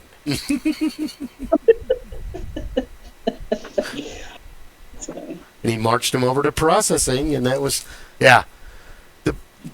So with Cookie, I miss him dearly. He did Ren Fair, he did Haunted Houses, but he was kind of picked on and bullied a lot in his younger years, and I think that kind of formed a little bit, because Fair and the Haunted Houses are that was like the zenith of his life. Those were the best moments, his favorite times. But yeah, I miss him. He was good. He was so sweet. Well, it's weird that we were all one huge, like, 50-person group in the middle 90s, and now and then I talk to Tim and Tom and Don. Now and then I talk to Tony and Joel and Brent and Jeff's gone, Big Mike's gone, Cookie's gone. I rarely talk to Dave. Paul's dead. Paul being dead is the weirdest. It's the weird. Were you at the memorial? No. No.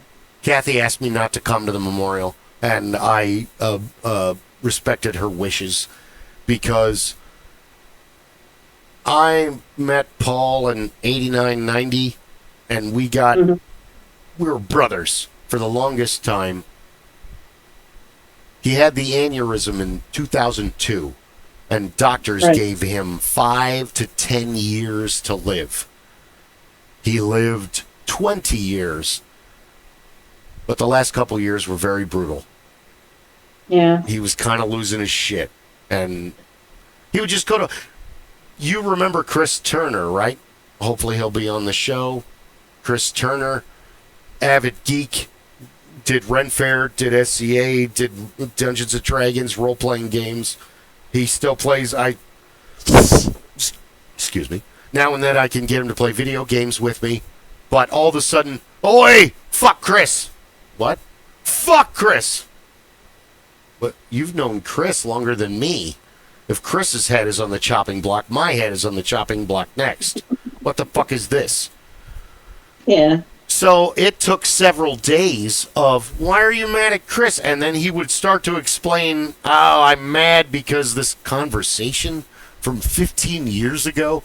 But then he would segue to something. No, you don't get to escape this. What the fuck is going on? After a couple days of questioning, Chris is a flake. Oh, you better kick me out right now from the friend group if being a flake is a offense. Because what the fuck, man? And it started with Chris Rogalski, and I really wasn't paying attention, but all of a sudden he was just everything that Chris posted on Facebook, Paul took a personal offense to. Gotcha. Ooh, dude, it's his opinion. Voltaire. Okay, that's your opinion. I don't agree with it at all, but it's your opinion, so I respect it. Opinions are assholes, and everybody has one.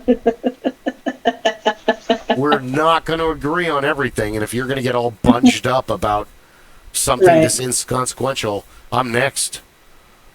So... that went down that way, I'm sorry. Well, and Rob was there. Paul ran a DnD campaign, and he was like a stranger.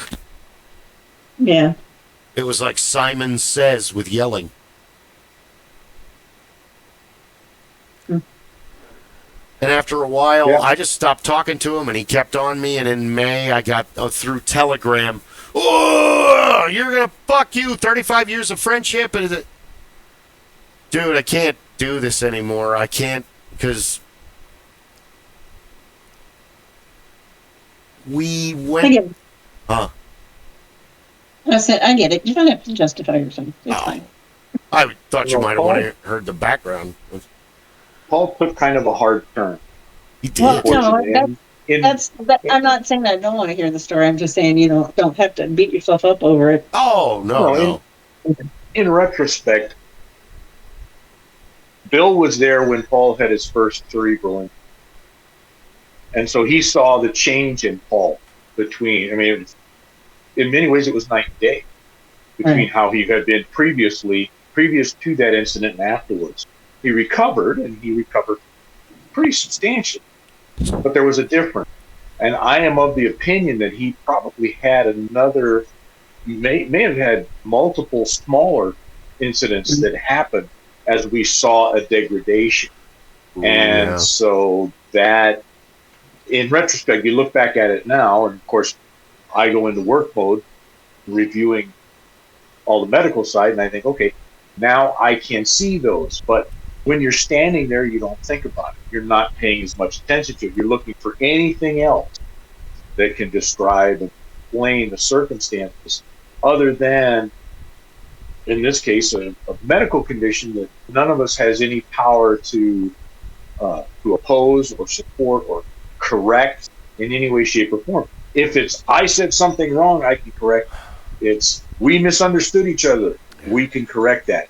It's there was a cerebral incident that occurred that has caused a functional change and a disconnect that we don't have any ability to work on or correct or work through. Now we have to deal with the repercussions, and it became rather disconcerting to watch. And even with all my years of seeing it, having dealt with it professionally as well as personally, different areas. It was not something that was easy to recognize and to accept, even this long after. Right. Paul or my dad, you don't want to believe your family member is deteriorating mentally. This can't happen. This happens to other people. This is a commercial on the television. This isn't my life. Wait, what do you mean you're putting him in a home? Now, these are people that were 10 foot tall and bulletproof so long. All of us now are. Now they're no longer. No. So. Well, you segued into that, but did you tell them about the one shot we're trying to pull? It's kind of an homage to all of our history. Yes. DM Rob Marsden finally. I sent him a message on Facebook telling him that, hey, we have the podcast and we'd really like to we want to do it all. We want to do board games, one shot, D&D, would do a full-on campaign because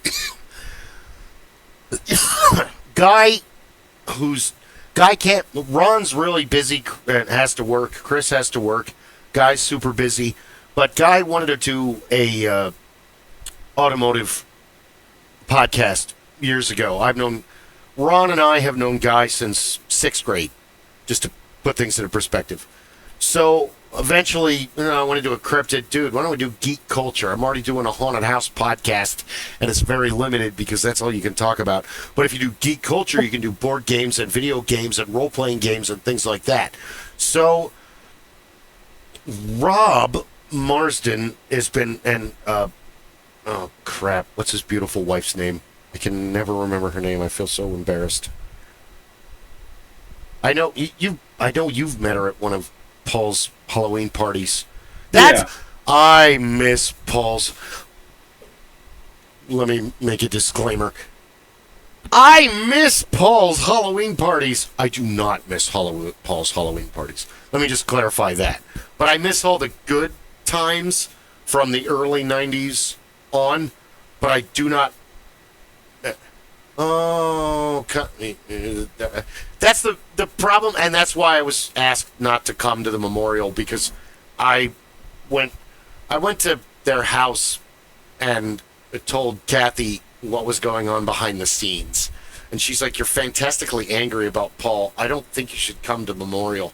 I'm going to rescind my invitation."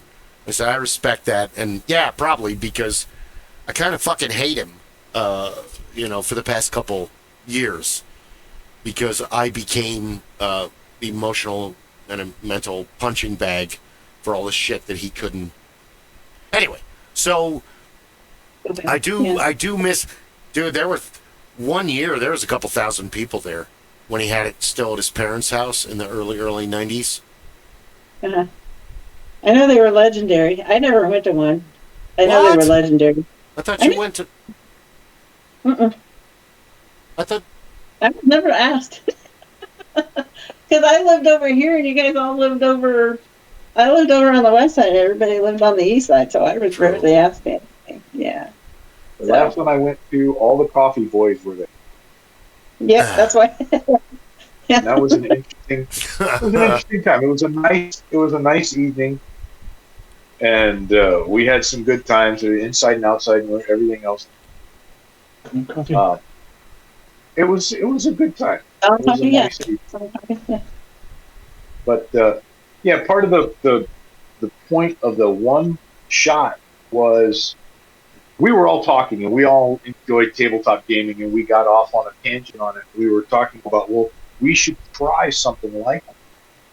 But in talking with Bill and with Guy and with Ron and everybody, I brought up the fact that my boys liked play. They wanted to learn Dungeons and Dragons. They liked boards. They liked a lot of the other things, but they'd never done the first-person role-playing tabletops.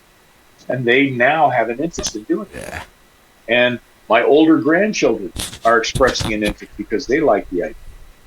So one of the things that we talked about was it would be an absolute great time for those of us in the Graybeard squad to get together with a bunch of newbies and have a one-shot that was reminiscent of the one-shots that we all remember from the 80s and the 90s with the pizza and the Jolt Cola and going after it, having a good time, and starting, here's your new character. Let's roll up a character. You're going to play. We're going to have a good time. And you have to have that one DM who's okay, I know the rules, but you guys are all new, and I'm going to let you guys get away with certain things, and we're going to play. And if we're playing and the DM rolls because you just came up against a group of orcs, and suddenly your character just took a fatal shot, the DM tips his dice. Okay, you took 2 more hit points of damage. Because I don't want to kill you off yet. I want you to play the rest of the damn game. And we thought that would be a lot of fun for an introduction. So a bunch of us graybeards can be there with some newbies and give them that introduction, give them the opportunity, and maybe give them the kind of introduction that got us hooked. Because I know when I first played, I played with a DM that was open and wanted me to learn, wanted me to enjoy it. And it wasn't, you have to know, you have to play by the rules. No, you're exactly right, Rob. I'm goofing around, but I'm listening.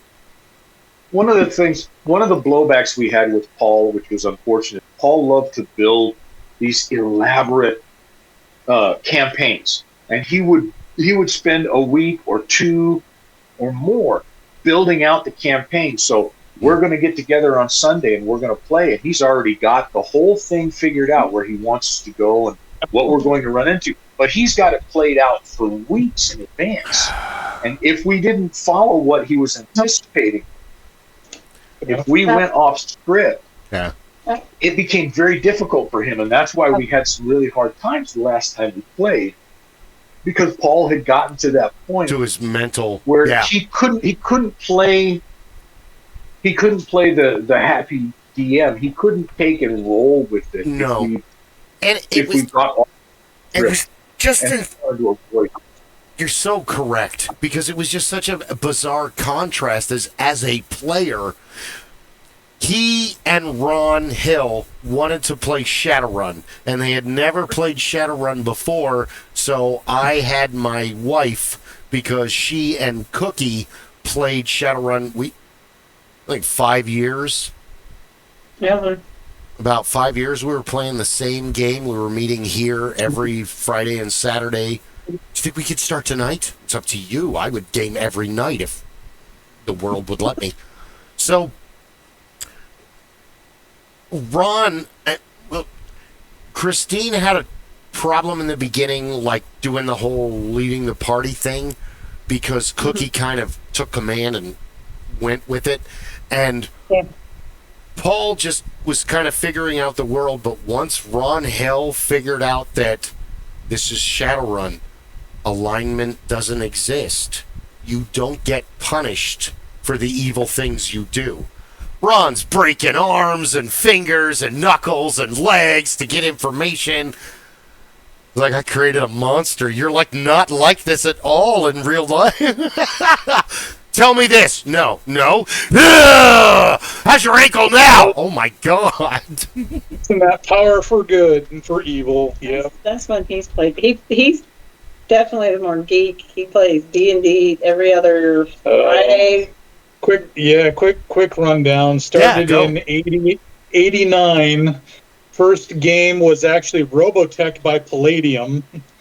That lasted a couple weekends because I'd watched a couple Macross shows, and we quickly switched over into Palladium from there. Quickly jumped into Rifts, ran Rifts for a couple years. I've been playing with the same group.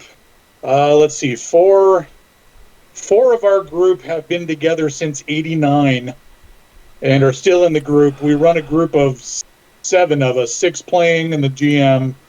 And I have been some of the games. Let's see, we've done... So jealous. AD&D up through 3rd edition, 3.5, 4th, 5th. We're about ready to jump into 2024 edition. We have been through Shadowrun, old FOSSA version, as well as the newer version for a brief period. Everything was one of my favorites, and aside from the clunky dice mechanic, I'd love to bring that world back. That's a fun setting. What else? GURPS. We've done a lot of GURPS. Star Frontiers? No, actually, no Star Frontiers. Have you played Traveler? I laugh because I look down and that's just right next to me. I'm sitting here taking out and playing my notes. My characters are right here. That's when my dice bag was right here. Your dice bag. Your dice bag is impressive. we play every other Friday. We play. We got one guy that lives out of town, and we do Discord for him to get in. If we're gaming in person, if we're gaming online, we just do a Roll20. But I'll name drop. The guy that remotes in is Tony Parker, the comic book artist. Really? He's actually, I think he's a fan of your page on Facebook, if I remember correctly, because I was looking at your page before we got on. He did a comic book called Medusa recently that was, he wrote and good for him. Oh, he's a hybrid? Fuck that guy. Good for him. Yeah, he did the artwork for, I know this would be one that you would know. Do Androids Dream of Electric Sheep? That is awesome. He did the artwork for the graphic novel. That was the guy that... A fully illustrated graphic novel. It was the full adaptation, and he illustrated the whole damn thing. I think that was Eisner nominated. Ooh, possibly Eisner. Okay. I don't remember if you won, but anyways. Okay, God, I'm so jealous. I mean, I've published 2 comics, but I've never won an award. I just you need amazing. Yeah, printed them. No, it's not easy. It's a giant, huge pain in the ass. Find him I'm sure he's following your page on Facebook because I looked it up, and right on. He is the nicest guy, and I'm sure we can get him on here one night if you need somebody to talk to. If he's available. If I need somebody to... Hey... Expanding. We're going to comics. I don't want anything about comics. God, this is behind the scenes. Behind the scenes, that's a huge bone of contention. Is that what it is? Bone of contention? Because it's like, you need to have structure and this and that. Everybody kind of likes the wholesome, raw, non-edited, flow. And this is... Kardashians are on how many seasons now? You got all those other shows where they're the Duck Dynasty and all the other, They're scripted, though, to a degree. But you also mentioned That Evil Hobby. Those are my Necrons. Although this one's actually missing a leg because the dog knocked it off the table. Dogs will be dogs. But in the 2001 period up through 2010, I was a demo rep for Privateer Press. They did War Machine and Hordes. Really? Excellent. So I got to run plenty of tournaments there. Got to do a lot of time in service at Hexacon running events. Did a lot of leagues and events out of Imperial Outpost. Rest in peace. Oh, I know. I'm very sad about that. Place was awesome. Cool. Yeah, that's been kind of home for most of our group for like 27 years. So that's a big hole in our community. Hole in your heart. Yeah. And what's the other thing? Doesn't mean they can't. Oh, go ahead. Sorry. Go ahead. Doesn't mean they can't what? Come back. That's all I was going to say. Darren's going to move. He is retired. He is moving back up north to Montana, where he grew up. He has already renovated Mom and Dad's house. They are no longer with us. And he has been spending his time kind of here and there for the past few years. So it is time. He is just hanging up the dice and moving on up there so he can game full time and enjoy it. Yeah. And I'm a little jealous, but we'll see. I'm not all into the game shop that's the closest one to me now that is over at 19th and Bell. That's a huge Walmart type game store. Boards and boards. Yeah. That's the restaurant inside. Restaurant. Yeah. And then the shop itself. I took Zach in there. Zach got very excited because I told him about it. He remembered the days of us doing all the privateer stuff. So War Machine and Hordes. He went through there, and I told him, I warned him. I said, "This is Games Workshop. You probably don't remember them until you see them, and then you'll remember them." Because he started looking. Oh yeah, I remember seeing these are kind of cool. Then he looks at the prices. Now I remember why we didn't play these. That's right. Yeah. That's why we got into So I've got a couple suitcases sitting off to the right of all the Privateer Press stuff that I still have. That's half awesome. of it painted. Speaking of the kids, all three of my boys got into role-playing games, board games. We were lucky enough, the school that they all went to was open enough that they were able to start a D&D club at the school. Yes. And by the time our youngest graduated, they had 2 different sessions going, and I think they had over 50 kids in the group. Right. In the club, with 2 teachers helping run it. Dude, I'm so glad that in '89 how old were you? 89, I was 17. I graduated in 90. Oh, okay. So you missed the first Red Box go-round in 4th grade. Yes. I did not get into DnD until second box, second edition ADD. Because he grew up in Ohio. northwestern Ohio, which is very rural. Oh no! There's absolutely no judgment as to when it happened. It's just always curious to me, the story. No, I was just explaining that because he started playing it when he was here and went back. There was. Oh yeah, I mentioned D&D. I had family members that were like, "Oh, you're going to burn in hell," and That's I so had weird. Fun fact: I spent the night at my aunt's and uncle's house. They wouldn't let their kids watch D&D. They didn't tell me not to, and I was the early riser, so I go out, turn on the TV, and I'm watching the D&D cartoon. The other kid comes out, starts watching it. Mom gets up. He leaves the room and goes to the kitchen, and she's like, my kids can't watch that, but let me sit there and watch it. And realize as an adult, I'm like, that's kind of messed up. You think I'm going to burn in hell because I'm watching this, and you're cool letting me do it, but you're not letting your kids, and you're not being the adult in the house and saying, "Hey, that's not allowed in my house." Hell, Christians. I wouldn't let my kids watch SpongeBob for a while. What? SpongeBob is brilliant. What are you talking about? Oh my God! No, we have a whole episode about it. I went off on a whole soapbox ramp. SpongeBob is modern commedia dell'arte, digested for children. I can handle it in small doses, but I'm like, seriously, that just, as an adult, that kind of set me off the deep end, and I'm like, really? You didn't care about my eternal soul as a 12-year-old. But Thanks. You were going to let me just open Pandora's box and let all the sins of the world out. That's your cousins won't blame you. Okay. In Northeast Phoenix, I would say 3rd grade, you started hearing about it. And then 4th grade, or what is it? The older we got into Cub Scouts, the older Cub Scouts and Boy Scouts and Weeblos already knew about it. So it was trickle down. So by the time that I get into 5th and 6th grade, there's only like 4 kids out of the 5 classes of 4th graders that are not playing Dungeons and Dragons. And the teachers were very upset because they're all listening to this one kid. Should we be concerned about this? And they're like, the older teachers were like, it's a game. It's fine. Yeah. It's fine. And then, even though I didn't. Go ahead. No, please. I didn't get in until pretty much hitting high school. It was leading into my senior year of high school. I still caught shit from my mom. Oh, you're going to burn in hell. Yeah. No, I'm not. I assure you, I'm not worshiping demons. You're worshiping demons. No, we kill the demon worshippers, but that's not. We don't worship the demons.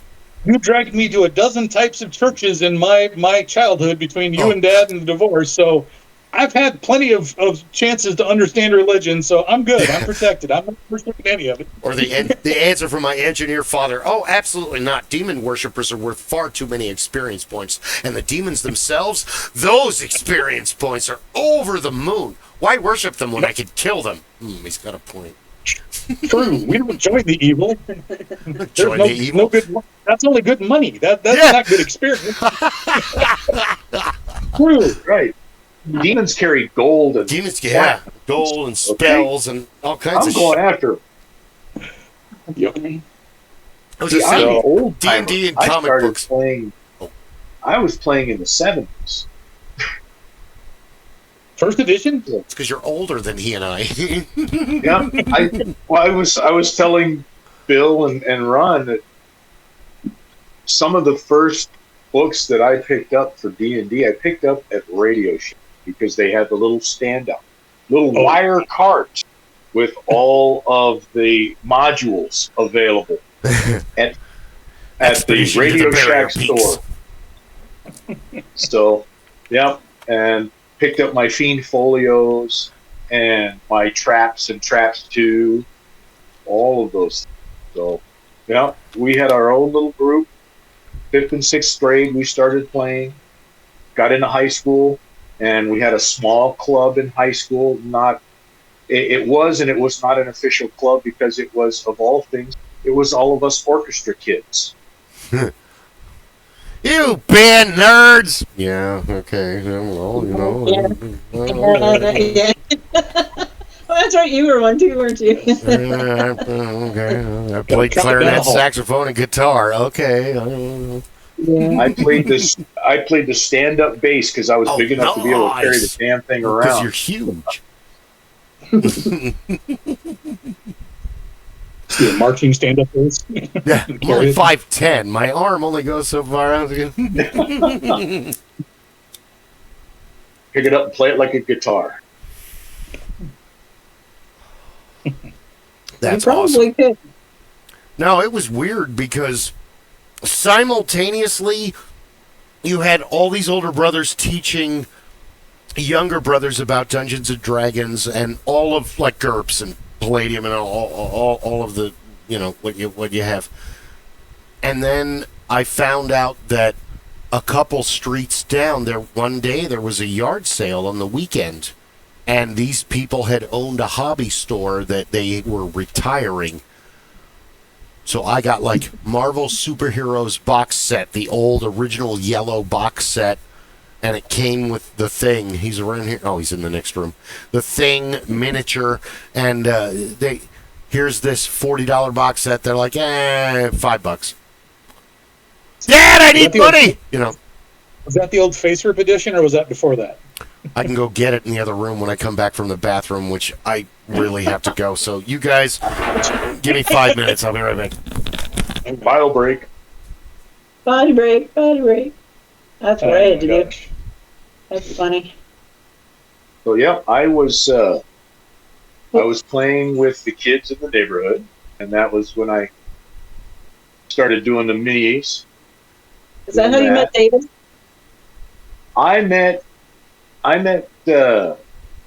Torin later on. Okay.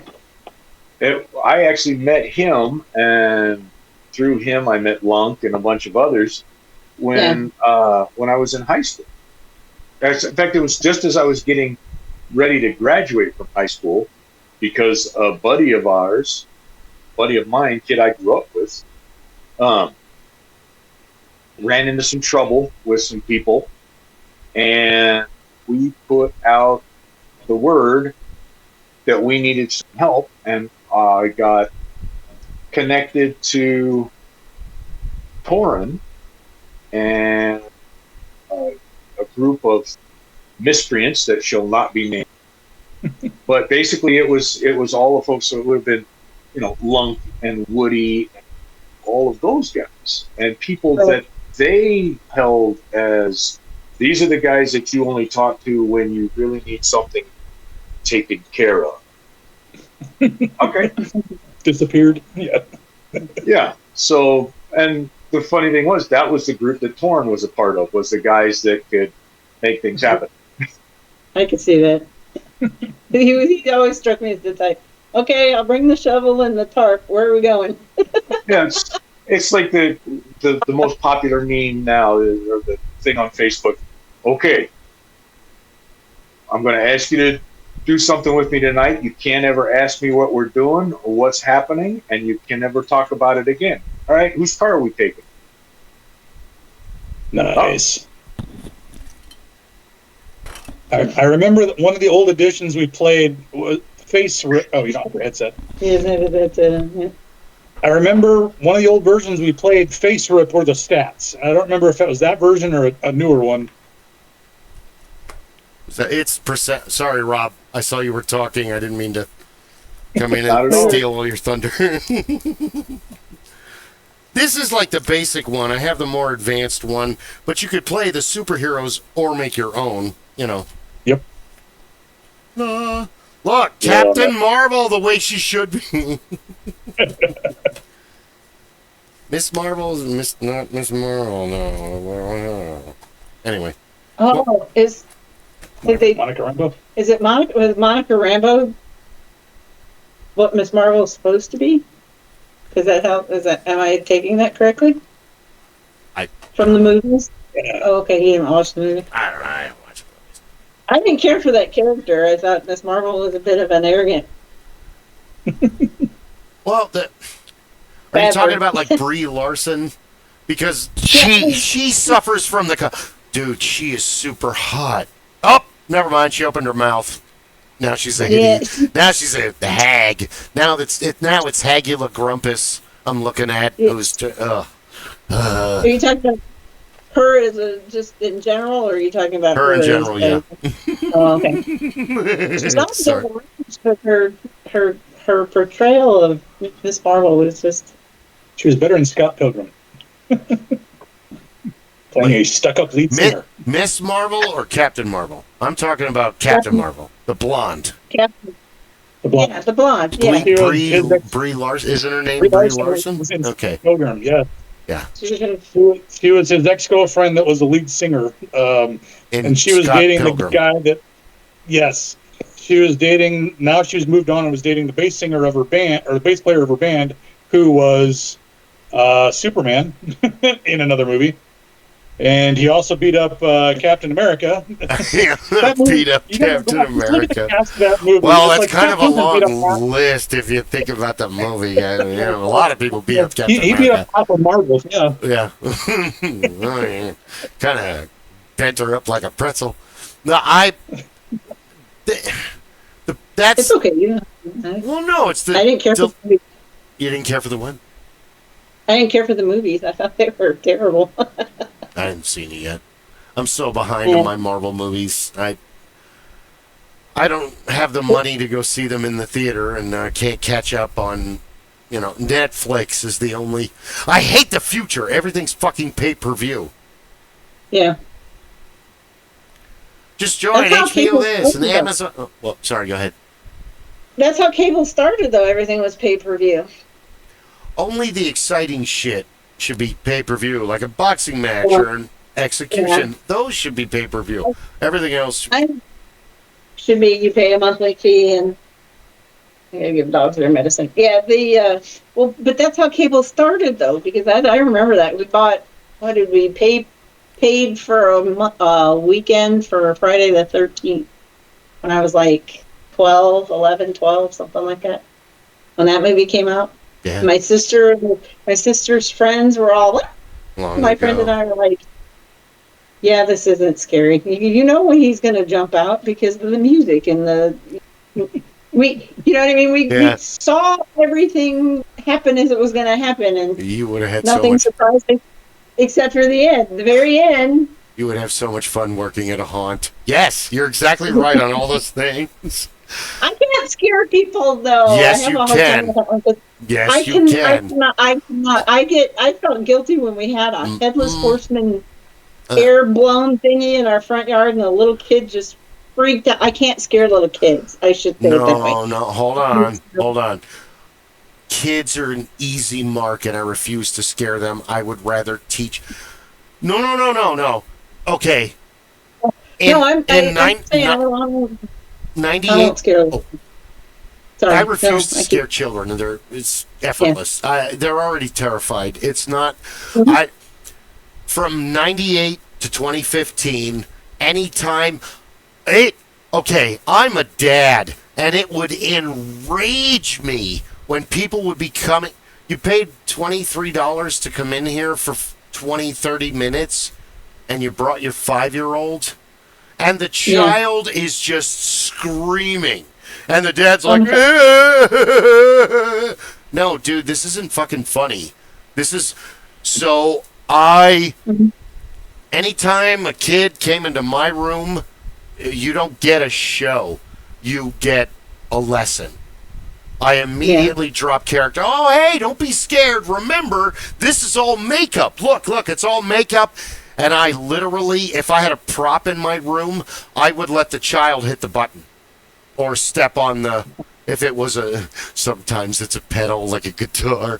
Usually it's a button, but sometimes, and hopefully, the pedal is better because then you just have to step and then you count down to however many seconds the prop takes to go off. So I would teach the kids, this is makeup, this is fake blood, look at the lights, this guy's an actor. You're supposed to be scared. You're safe. Nothing's going to happen to you. I'm safe, I'm scared. You're safe. I won't let anything happen to you. If anything happens, you come get me. Just ask for Bill. Because, dude, it's not fair. These kids are going to be traumatized. I would rather have them educated and come back as a fan than years of trauma and nightmares. I refuse to scare children. Trick-or-treating is for children. Haunted houses are for adults. Yeah. That's why we won't do a haunted house here. And I felt guilty because we had a headless horseman, inflatable one. And this kid was just petrified for the thing. And I'm going, if you want, we can deflate him. Or here, come touch him. It's just an inflatable balloon. Yeah. Or because that's because I just go ahead. Won't traumatize. I just won't traumatize. I was traumatized when I was 4 or 5. Some guy, I was dressed as Casper, and this guy goes, "I'm gonna get you, Casper." That's where trick or treating. And my dad, I was clung to my dad, and then we got past the guy, and my dad pried me off, walked over, and said a couple words to the guy. And then we kept walking. I don't know what was said, but I know my dad's heart rate was up. I found that when the kids push the button, it's a better experience. Or if you have a situation where you're leading them into a next room and you grab their hand, and as the other actor is coming out, you're behind them. This is Ren Fair is chaos. Haunted houses are timed precision for terror and horror. And if you pee your pants, we will deal with this. If you puke, we will handle it. If you shit your pants, let us know. It happens. It's okay. Yeah. So if there would be a very scary guy in a room behind me, I would take the hand of the child from the parent, walk almost into the room, and then I'm a good actor, not to toot my own horn, but not the greatest actor, honey. I'm believable. That's important. And as soon as that actor behind me would jump out, while I'm holding the child's hand, I would scream like I'm afraid and throw myself against the wall. And of course, the kid is squeezing my hand and screaming. And after the actor walks away, after I give him the nod, I look at the kid and go, "Now, wasn't that fun?" Because in a safe environment, being terrified is fun. I didn't learn that police officers absolutely love haunted houses until I worked for all those decades at haunted houses. It's safe terror. Everyone's terrified and in peril. But not really. They don't have to do anything. They just sit there and laugh. So, 2014, Rob Zombie's Great American Nightmare. I'm no longer in the trenches. I've been elevated. I'm kind of sad because I don't get to scare people all night long, but now I am the lead of leads. I am responsible for the safety of 145 actors every single night. And I take my job super seriously because I've been in the trenches since 98 by that time. I'm making my rounds. I'm walking around. I'm at the end, at the very end, where we have three gentlemen, Fran and, oh God, what are the other two guys? Fran is the shortest one, and he's 6'8". They're all like taller than Ian. The tallest guy, he helped with Teardown too. I can't remember his name. He's 6'11". Hey, can you go over there and pick up the, you know. You're a foot and an inch taller than I am. And all of a sudden, I don't have a costume on anymore. I have they sell the shirts that are black with the, and I'll get it out for one of the Halloween nights. And it's in yellow. Rob Zombie's Great American Nightmare staff on the back. All of a sudden, as I'm in the darkness, and I see two shadows that I don't recognize, and I memorize everyone's shadow by the first night, because that's kind of how you know them. Because, like, my own daughter, that was my oldest, that was her first professional haunted house. And, okay, that's a different story. We'll get back to that. I didn't even recognize her after she was done with makeup when she walked up to me, and I'm looking at her, and I'm like, I think that body language is from, I think this, oh, it's Hannah. Okay, I need you to go over here and do the, because I'm your boss tonight. I'm not your dad. But this is after the show is going on and everything's in motion. And all of a sudden I see these two shadows, and these are male. And I don't know these guys. What the hell is this? I am on full, I'm about to kick your ass and scream at you mode. So I come out of the shadows, I'm beelining towards them, and I don't even get across the exit, and the two guys come forward. One is in plain clothes, one is in uniform, and they have these two giant shit-eating grins on their face. Oh, my body language completely changes. Never mind. Stay right there. Please stay as long as you can. Because they're like, can I bring my wife here? Oh my God, please let us know her name when she walks in the front door. Right. Cheryl's here! You know, and we'll give her a good time. So, I was just like, I immediately went from like, about to scream at somebody to, oh thank God, police. They absolutely love haunted houses because they don't have to do anything. Safe peril. The cops in 2001 to 2004 would be mounted down at 2nd Street in Jefferson by Alice Cooper's Town, by Bob, and the big parking lots. And the horses at first, when they would see the chainsaw come out, they would throw their heads back. And then after about an hour, the horses didn't even move. Meanwhile, cops on horseback, on bicycles, on motorcycles, and in cars are eating their lunch at like, 9 o'clock at night. For them, it's like lunchtime because they're working the night shift or whatever. And we're chasing people down with the chainsaws. They don't have to do anything. There's not even a chain on that saw. It's just... Oh, you could hurt somebody if you hit them with it, but cut off a limb? Not with that one. Not likely. That would take a really long... I mean, you could do it, but it would take forever. Yeah. That's funny. It would take 8 years. But when the adrenaline is going and they're terrified and they believe it's a real saw. Well, it is a real saw. It's just not any danger to you unless he throws it at your head. Ugh, that would hurt. Oh my God, what the fuck? But there's no way Grody's going to do that. He's a professional. So it's interesting. So I'm curious, when you were introduced to Dungeons & Dragons in '89, was it Greyhawk or Forgotten Realms?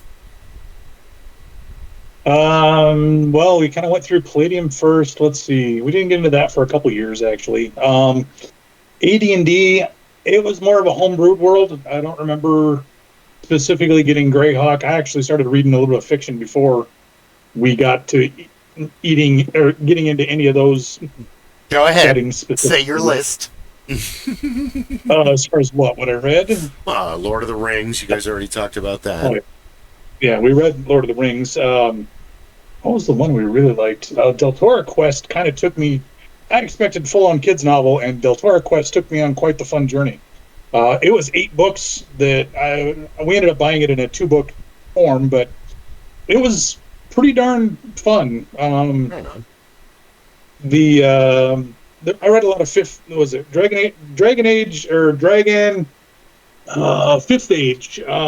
a D&D one. We played the D&D card game for a while. Did you ever get into that setting? Like No. 3.5? Never played it before. I'm curious. Oh, that one was interesting in that it was kind of its own deck of cards. I want to say there were 5 suits. I don't remember them. But each of the cards had the 3 different types of moons that you could have in... which of the settings? Dragonlance, maybe? Dragonlance, the planet Kryn. Well, yeah, you had, was it red, white, black were the 3 moons? Yep. So each card had multiple identifiers on it, and you would play the cards for your actions of what was needed in like combat or whatever. And if it was a high number, it was usually a good thing. If it was a low number, usually bad things happened, but sometimes the suit could help you if like your character was better in a specific suit or something. I don't even remember the full rules, but it was an interesting take on D&D, and it was a fun escape for a season. That sounds cool. Yeah. Hey, I want to play. Let's do that. Yeah. I have to give the dogs their medicine. Yeah, it very, very little dice. The character sheets were like half-page sheets. It was very simple, and that one was a lot more thematic and storytelling mode. It was a lot less map and combat. Gotcha. I mean, then you get into like 4th edition, and it became freaking miniature combat with a little bit of role playing. True. Yeah. Well, it's interesting that you brought up Palladium, because I had done a sword and sorcery. Because Warhammer came out, and it was both. It was 40K and sword and sorcery, and you could make an individual character and do the thing. So I remember making characters for both, but it didn't really go too far due to the same reason every campaign fails. Not everybody could make it on every, and eventually it's like, it's just you and I, forget it. Yeah. Our current rule of the campaign, if with 6 players, if we lose 2, we're calling our night. That's okay. We'll either have a filler night with something else, or we'll go ahead and plan for the next one. We're also meeting. We try to do Hero Quest. Really? That's been kind of a resurgence. We were doing that for the last few weeks at Imperial Outpost, and I've got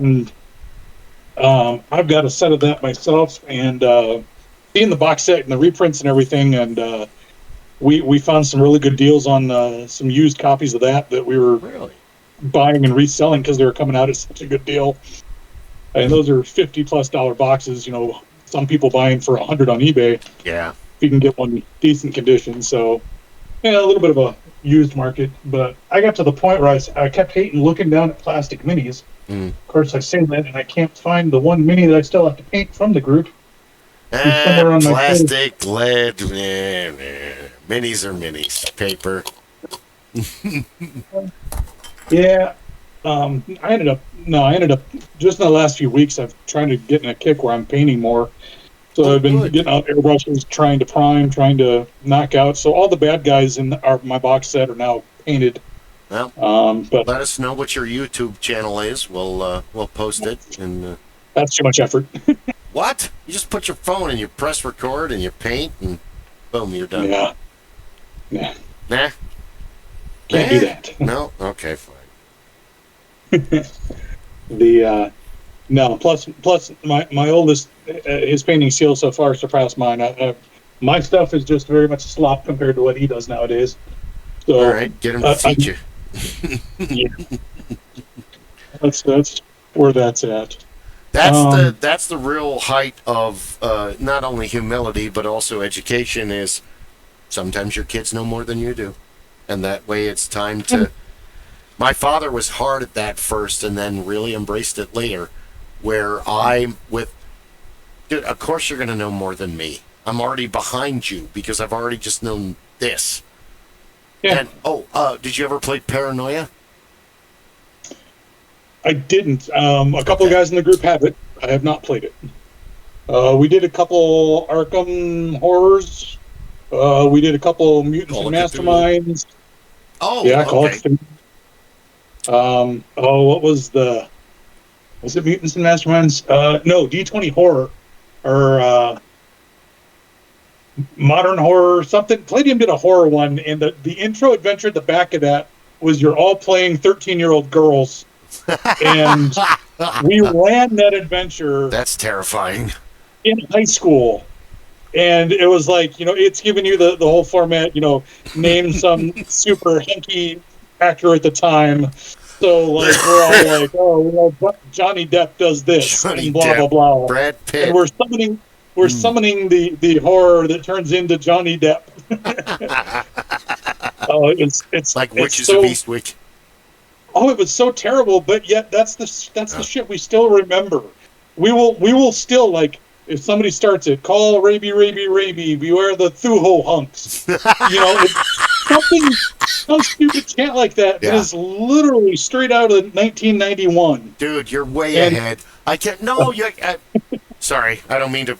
No, it's all good. I can't tell you how many dudes that I've run into in the world that have just lost their group of friends from the 80s or 90s. And it's the same kind of thing where they don't have... I didn't really realize how precious the friendship between Guy and Ron, and there's a few others. It's not just the three of us. But you don't really think about that until you run into a bunch of strangers that are cut off from their little clique, whether it was the high school or early 20s or mid-20s gang of invincible friends that everybody... I'm just glad that you've had so much White Wolf experience, because it's a lot of reading and it takes a lot of commitment to sit there and ingest all those different clans and tribes and this and that and dots and how it works together, and these guys are pissed at those guys and they hate them, and so that the level my roommate got into at the time, I was not in the mood for. That was way too much drama. He went on full on volunteering for lots of stuff, doing all his... He was out in the public every weekend with that group. I'm like, nope, they get me one night a month. That's all I'm doing for my commitment. Right. And I'll read up on how to be in my clan, and that's about it. And he went to town, and he... Oh, my gosh. Yeah. I literally... I can say I did that for maybe 10 nights. It wasn't a full commitment of even a full year for me. Whoops. For him, he was in that thing. He was in that, and he was high up in that group. And that was the whole group of, like, Arizona's White Wolf community type big group. And he was in that for 2-3 years. And I'm just like, cool, good luck. What was, and okay, that is for the local, like, your own time.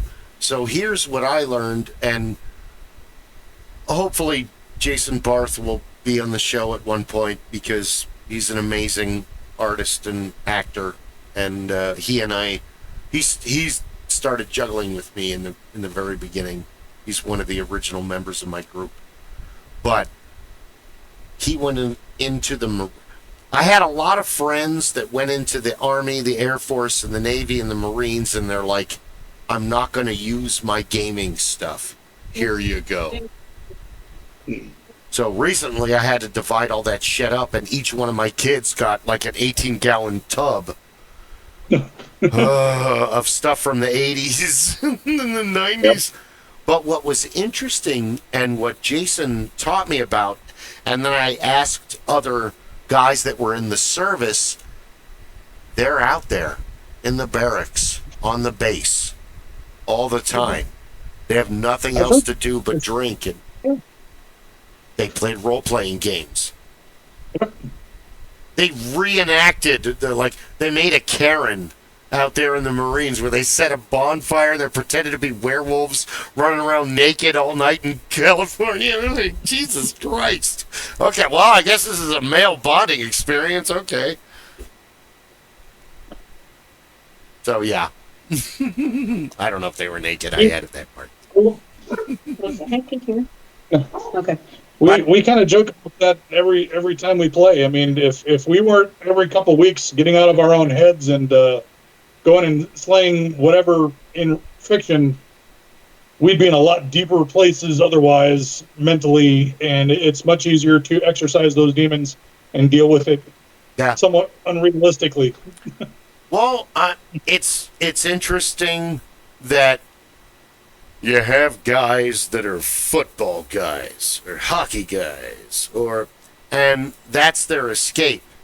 And you look at that and you think, well, how can you? Why? Are you gonna? But you're doing the same thing with Dungeons and Dragons. Hockey guys, yeah, hockey, and hockey's awesome.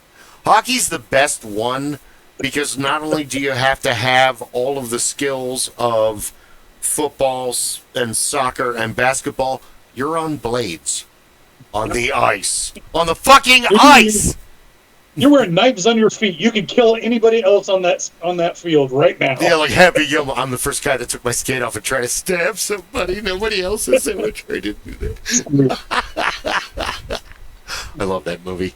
The second one, why did you make this film? That's what I kept saying through the whole movie. I haven't seen it yet. Happy Gilmore 2. I don't. I have reservations. I don't. I watched it. It's a movie. Okay. Gotcha. I didn't. Do you want me to ruin it for you? You ready? You can ruin it. It's okay. Seriously, make sure you post spoiler alert in the title. Spoiler alert! Oh God, I got to remember to do. I'm terrible at that. I'm not a internet person. That's why we'd probably be doing a lot better if I knew what the fuck I was doing. But nobody. Anyway, it's on Netflix, and with the first one, you're in a situation where Happy needs to save his grandmother, which is a very noble cause. And, she's the lady from Karate Kid that's in the lady that Daniel gets the water for the dog. And she's been in a bunch of other stuff. That's just the thing that I remember. I'm like, wait a minute, isn't that the mean lady from the apartment complex? Lady by the pool, yeah. There you go. So, the second movie, obviously, Grandmom is dead. But they also kill the wife. Yeah. Hey, my girlfriend's dead. She fell off a cliff. I just thought you should know that. You can't beat up Shooter McGavin, or I have to go to a press conference tomorrow morning and explain why the new guy on the tour beat the crap out of the guy that everybody wants to see. So they killed Julie Bowen's character, which you're already pissing me off. She's like one of the greatest parts about the whole movie. She's part of the happy place. Don't you understand? So and they've split up. Okay, he's got four. He has a bunch of. They had a bunch of sons and a daughter, because as you remember from the first movie, when he takes her to the ice skating rink, she comments, "I have a bunch of older brothers." Because he's he gives her the hockey puck and goes, "If you make it in, you have to kiss me, and you have to pretend that you like it." Because he's 15 now, for some reason. And so she's got these brothers that are more like Happy, and they fight and argue all the time, but they're united for causes. And then you have his daughter, who needs to go, it's ballerina school? Something like that. So Now he's going back into golf professionally to raise money to send his daughter to school. Yeah, that's not the same. So that's not quite the altruistic plot we had in the first one. No, yeah. So you're reintroduced to the next generation of all of the characters that you dealt with in the first movie. So instead of Chubbs, it's Chubbs' son. Instead of Joe Flaherty, who is unfortunately no longer with us, who is an amazing actor, there's no longer him going, jackass! Now Eminem is that character. And they do a fine job, but the script feels forced. Yeah. I love Adam Sandler, but there comes a time when you just be a producer. Yeah. Not that you've lost your edge. I would never say that. But your view on comedy is different because you no longer have the starvation for the struggle you have had. You now are raising almost grandchildren, for your kids are growing older. You have an absolutely beautiful wife that believes in you, so you're not alone in the world anymore. So like Billy Joel, every time his heart is broken, we get the best music ever. Every time he is in love, Uptown Girl, I've been living him. Oh, dude, where's Piano Man? Get the hell out of here. So there's this, it ebbs and flows. With that, Shooter McGavin's character is the only literary, Shooter has a whole redemption arc, which makes it worth watching because, dude, Christopher McDonald is a fucking fantastic actor, and he's amazing as a bad guy. And wasn't he in Grease 2? I think that was he was good one of his. Too. So we've been watching him forever, and again, he's one of those. This guy plays assholes in every movie, but when you meet him, he's a really nice guy. Well, yeah, I mean, most of your villains are played by awesome characters because that's what they want to be. It's why most of the guys that play heroes are total dicks, because that's what they want to be. Shooter McGavin, throw it back to the geek roundabout way, Star Trek Next Generation, one episode, when they came through a time loop thing, and him and Tasha Yar ended up hooking up, and she rode back to the past with him. You have earned your geek card. Well done, sir. Yes, you're exactly right. Because wasn't he a captain? I think he was a captain or an admiral, or first lieutenant, first commander, first officer, and his captain died as they were getting ready to go back through, so he became captain as they were just about in. Dead man's boots. Well done. I love the Next Generation. It's so awesome. Did you show him Nimble? I have not said anything about Nimble. I backed a. What about Bat Nipple? little game called Nimble, which is all backwards. Just did a Kickstarter last year. Oops, that's your phone. There's my phone. Okay. They were the guy running that. He really liked 5th edition D&D, but he didn't like the way the action economy played out. So he said, you know what? Instead of doing an action, a move action, and a bonus action, let's just give 3 actions, and you can do whatever you want with them. And instead of making everybody roll for a d20 when you're first level and missing 40%, 50% of the time, how about we just roll your damage dice, and if you don't roll a 1, that's the damage you do. If you roll a 1, you miss. Don't roll a 1. So combat goes incredibly fast. It's it is actually a lot more deadly because there's very little missing. It plays a lot quicker. If you want to do 3 attacks, you can do that, but after your first attack, your next one has disadvantage, which means you roll 2 damage dice and you take the lowest. And then if you want to attack a 3rd time, you're rolling with double disadvantage. So you roll 2 dice or 2 additional dice, take the lowest of the 3. And it plays very much. He's got 2 different ways to do it. I mean, he ended up going so far into this. He did first it was like a 10-page PDF of here's how to tack this into 5th edition, and it played really well, and people loved it. Well, then he went Kickstarter with it and created his own full-blown game. So this has its own set of classes, rules. He kind of did away with full 6. It's now 4 attributes, and your stats are like 0, 1, 2, 3. Really, just the attribute mods versus the attributes themselves. He did away with a lot of the extraneous stuff that you just kind of extra bookkeeping that makes. He calls it the slog. So yeah, if you ever want to do some checks on Nimble, there's plenty of videos out there.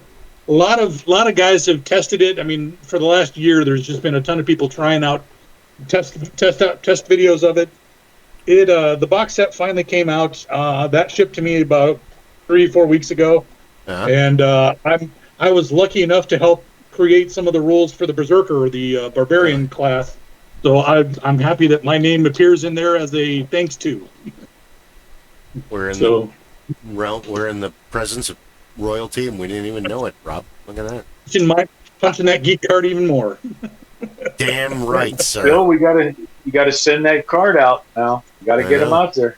I would love to print up the geek cards that you came up with. I want to I think that, like, this is a World of Warcraft wizard shirt, but it has the wizard staff on the front, and then it has Blizzard in the back. And I would love to do the geek card on the front and the Supreme Council of the Master Geeks Lodge on the back. I think that would be hilarious to print those up. Get some merch going, man. I'm never doing white shirts again. I learned my lesson. Nobody fucking wants them. Only black or gray. That's just, and that's not like white shirts. They're fine, but they add 5 to 10 pounds on people when you take pictures of them, and they get all mad when you hand them a white shirt. Or you say that. Of course, this is dated information. The last time I had a booth at the Comic-Con was 2010. So I don't know. Well, white shirts are harder to keep clean. True. Because you can't bleach them anymore. No. That's right. All of us tabletoppers, all of us true tabletoppers, need to have something that will, in some way, shape, or form, hide pizza grease, ranch, taco grease, burger grease, also ranch, French fries grease, still ranch. So, because it's going to end up here. Mm-hmm. True story. True. There's a problem with gravity and gamers and sloppy eating that no one can explain or decipher. This is a true story. Right. I don't want to be a slob. It just happens. I've had a whole lifetime of my mother going, wait, clean that up. Oh, my God. So, yeah, I don't want to. Trust me. I'm torturing myself long before you pointed out. I only wear the big leather apron in the shop, not when I'm at the gaming gig. Yeah. Oh, my God, I need hammer therapy night like you wouldn't believe. This job hunting is fucking horrible. I hate being unemployed. Oh my God. I just want to find a place and work forever and show up early anyway. So, that does everything. I don't. Yeah. The weird thing about D&D and what we've talked about before in other episodes is it's strange to watch. Like, it must be even weirder from Rob's point of view to go from a white box to the red box, the blue box, the aqua box, the gold box, and then come around in 89, 92, Forgotten Realms, and now you're in second edition. And second edition is kind of a blessing, because it's the first time you're like, okay, well, you're an elf, but what's your class? I'm allowed to do that now? And what do you mean elf's not a class? Yeah, what's your backstory? Well, I used to be a scholar, but I got tired of sitting at a desk all day, so now I kill orcs, or whatever. So, third edition, they introduce feats, and it's like, dude, you're giving already superpowered characters superpowers. Not only that, I'm for it, just explain it to me. If you have a fighter, and he's fighting a thief, and the fighter has dodge, and the thief has backstab, now it just comes down to rolling. So you've just made fancy terms for a roll-off.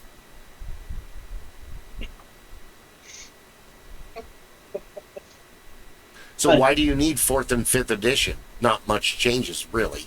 Really.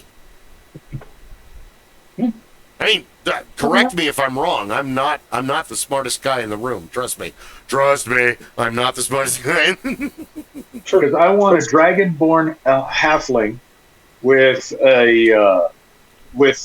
the bracers of the storm giant, so that he can walk in and everybody can say, "Ooh, what's wrong with him? Oh, I have a skin condition. Oh, by the way, I can pick up the building and throw it at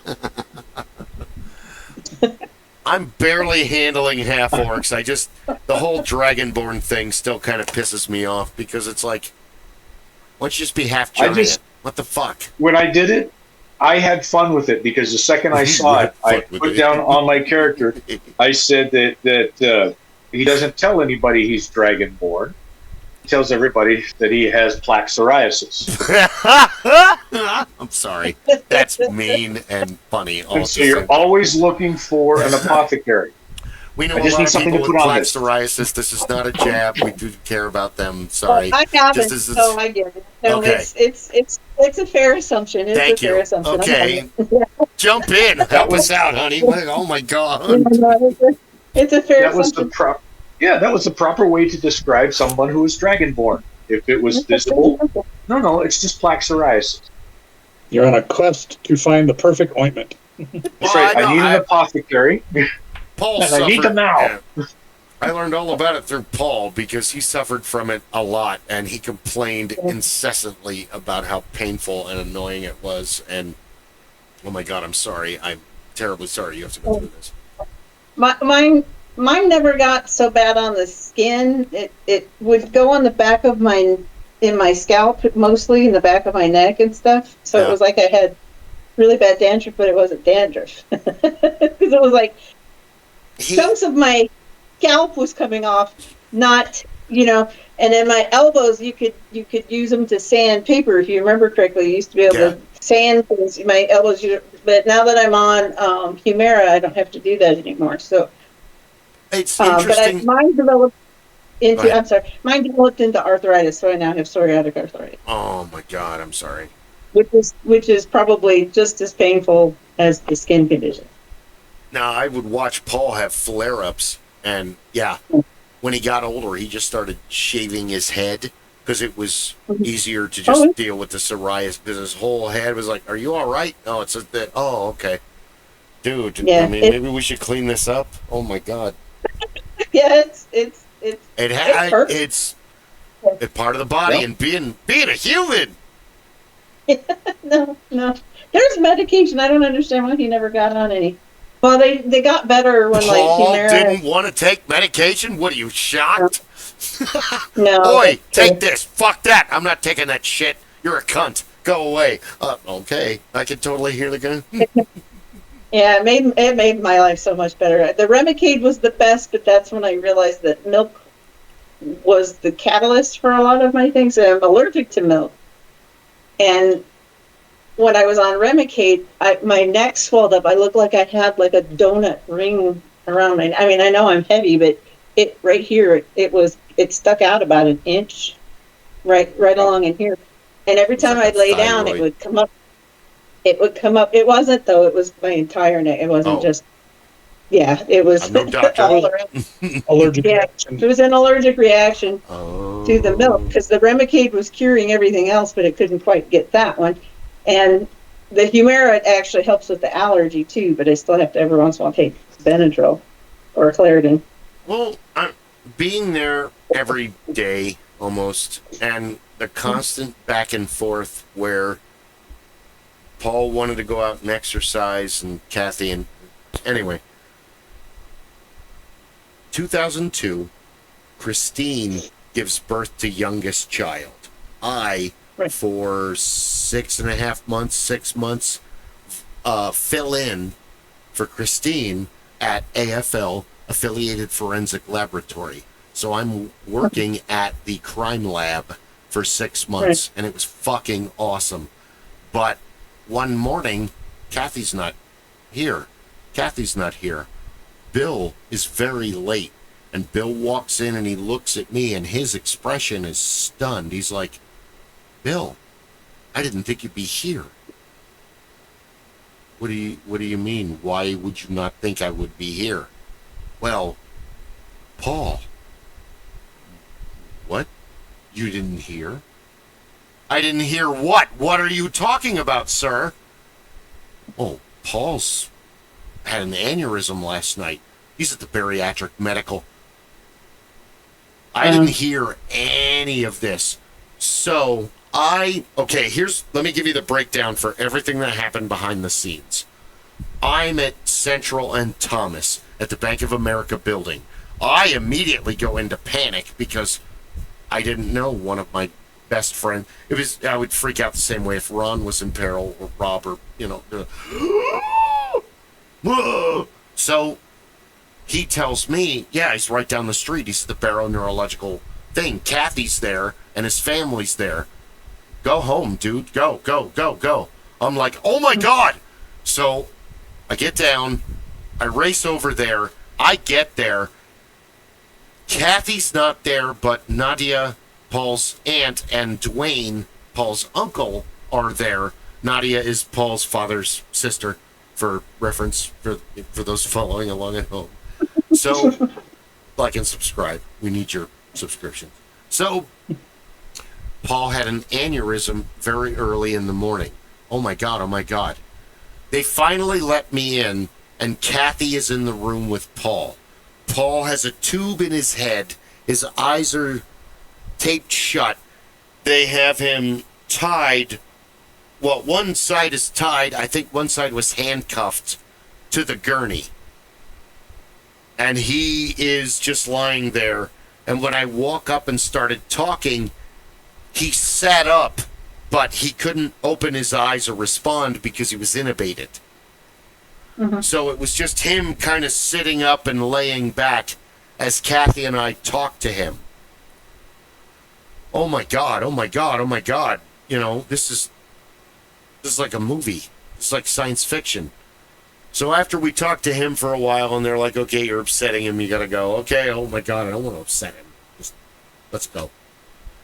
We go back out. The four of us are standing out there in the hallway, and Kathy says he was having a very bad migraine. Oh my God. I've been suffering from migraines since I was 9.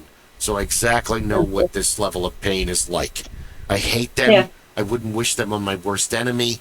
It's just horrible. It's your whole fucking day is ruined when you have a migraine. Mm-hmm. So they call Di Silvestro over, and Di Silvestro does massage therapy and actually gives Paul some relief. And probably saved his life. But the headaches, Paul at one point crawled out of the bed, tried to make it out into the hallway, and collapsed in the hallway. And at that point, Kathy, it was like 2 a.m, and Kathy called the ambulance. And they took him. You're having an aneurysm. Oh my God. So kind of the only thing that saved him was Di Silvestro. Even though we're not going to get into the rest. Anyway, so Kathy's like, I need you to go to the house and send an email out to all of Paul's friends that this happened. Oh my God, he's the computer master. I'm the computer village idiot. This is not, no, I'm like the last person that should be sending out tech stuff. Right. So Di Silvestro happens to, and Di Silvestro was still Mike at this time. He had not become Michelle yet. So one funny candid moment is we both meet at their house. We're standing there. Well, she sold it. She's back in New York and living with one of her sisters. But we're both, Di Silvestro and I are both sitting there at 15th Avenue in Rovey, standing in front of Paul's computer going, if he set a password, there's no fucking way we're going to be able to figure out what it was. I don't even know what anime he's watching right now, which is probably part of the password because Paul would constantly renew his passwords. Because he's got a server rack with like 8 servers in there and all that. Dude, that's what he did for a living. Oh, here, Gilligan, take the wheel. Okay. Dude, I can do a lot of stuff, but this is out of my element. So D. Silvestro and I we're standing there. We have like a full minute of silence before I touch the mouse, and I look at him and I go, there's no fucking way we're going to know what the password is if he's locked the computer.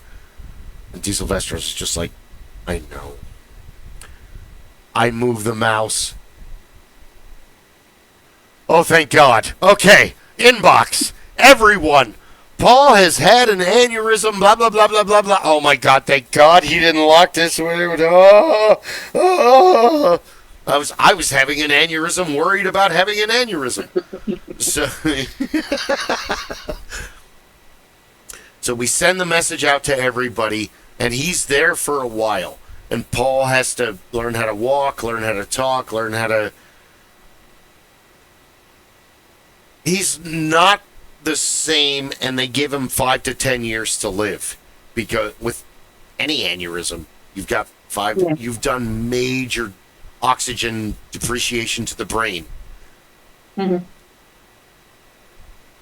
So he made it 20 years, and what happened was he was playing video games, and he came out and he talked to Kathy, and Kathy's obsessed with BBC shows. Yeah, oh God, I can't imagine why. Yeah, really. You're married to an Englishman. I love Kathy. I'm upset with one of the things that Kathy did. I'm not upset with her banning me from the memorial, because she was kind of right. I was, Paul and I were brothers, but for the last 10 years, I kind of became his emotional punching bag, and no human deserves that. You're not supposed to be beaten up by someone that cares about you, about stuff you're doing, and the whole Bastard Sons of the British Empire. When we were doing steampunking, there was kind of evidence of the brain damage, because we went down there in 2013, and his pipes were one of the main selling points of the whole festivities, and I sold $700 worth of Nerf guns turned into steampunk guns in 5 days. But on the way back, Paul didn't say a word, and the next week when we got back, all of a sudden he was now the boss and I was the worker. And you don't need to worry about these steampunk guns. You need to focus on the pipes. That's your thing. Why would I be doing that? If anything, we should double down on the guns, because we bought these guns for $3 at Goodwill. I sanded them down, flat blacked them, patinaed them, put clear coats on them, and then we sold them for $35, $45. Whether they work or not, it doesn't really matter. That's not what they want.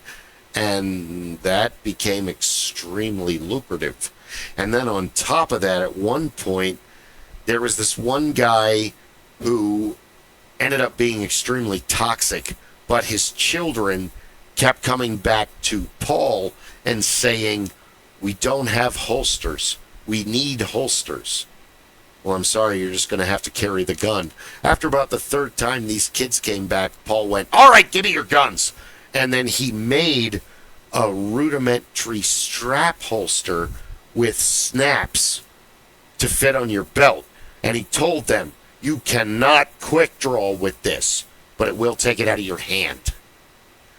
He had a line 20 people deep the next 2 days and sat there on his ass from the time it was open till it was closed, making these strap holsters until he ran out of materials.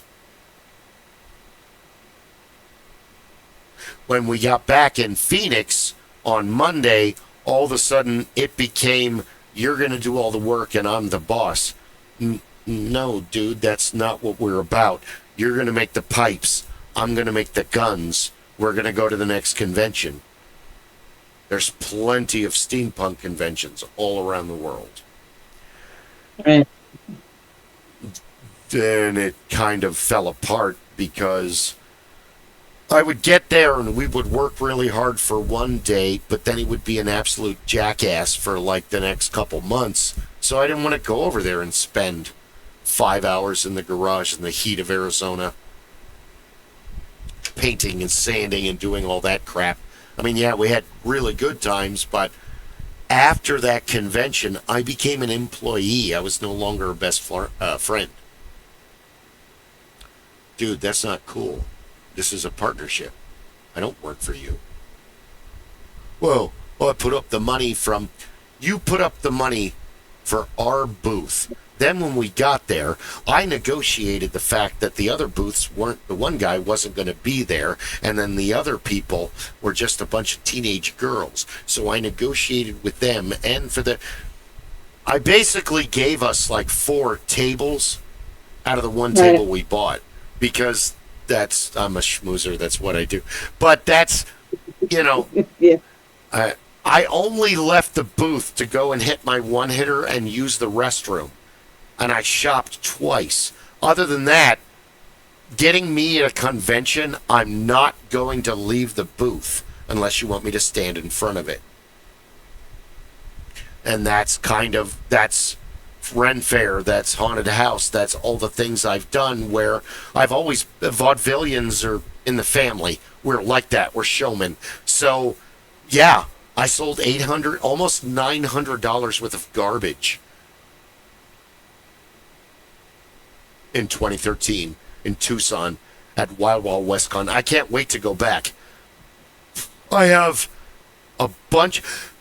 I've got one tub of guns that they're Paul. Paul made those guns. That's his style. That's how he does it. So I kind of want to give those back to Rose and Theo, or maybe, Mariana and Theo Jr., and have them distribute them because they're Paul made... I did all the sanding and everything else and flat blacked them, but Paul patinaed these guns. Because he and I, even though he taught me everything I know, we have 2 totally distinct, different styles. Right. Because I came a long way from the first gun I ever made, which is laughable compared to the guns I made 10 years ago. But compared to all the stuff we're doing on the Geek channel, steampunking is more of like a tutorial, But it kind of hurt because you don't want your close friend to be your boss and order you around every day, and I'm going to sit here and watch movies and smoke weed while you do all the work. And then I'm going to take 60% of the profits. What are you, a fucking landlord? What is this? I'm not a serf, dude. I'm a human being in the modern day. It's 2014. What the fuck is this? And then the whole gaslighting of, oh, you left all your shit in my garage and you don't want to do this anymore. I don't want to do this anymore because you're a massive pain in the ass and you need to reevaluate. So it went back and forth, and I have to say it was a cowardly act, but eventually I sent Hannah and, well, they haven't been together in years, but at the time they were together, Shane, who was Hannah's fiance, and they had a ghost hunting channel on YouTube together. I ended up sending them over to gather all my stuff and bring it back to my house because I just got tired of it. Because it's like you don't want to hang out and have fun and create art. You just want to kind of verbally beat me up for the 5 hours, 6 hours, 8 hours that I'm here. So the same thing transfers over where Hannah and Shane and I and Will and sometimes Ed and various other people, we all started playing 7 Days to Die together, which is basically adult Minecraft, which I'm still playing it to this day. I fucking love that game. Anyway, we're playing all these games, and all of a sudden it was, dude, yeah, let's make videos of us playing video games. Dudes are becoming rich and sustaining their own lifestyle over playing video games, and other people watch it, and I'm starting to watch it.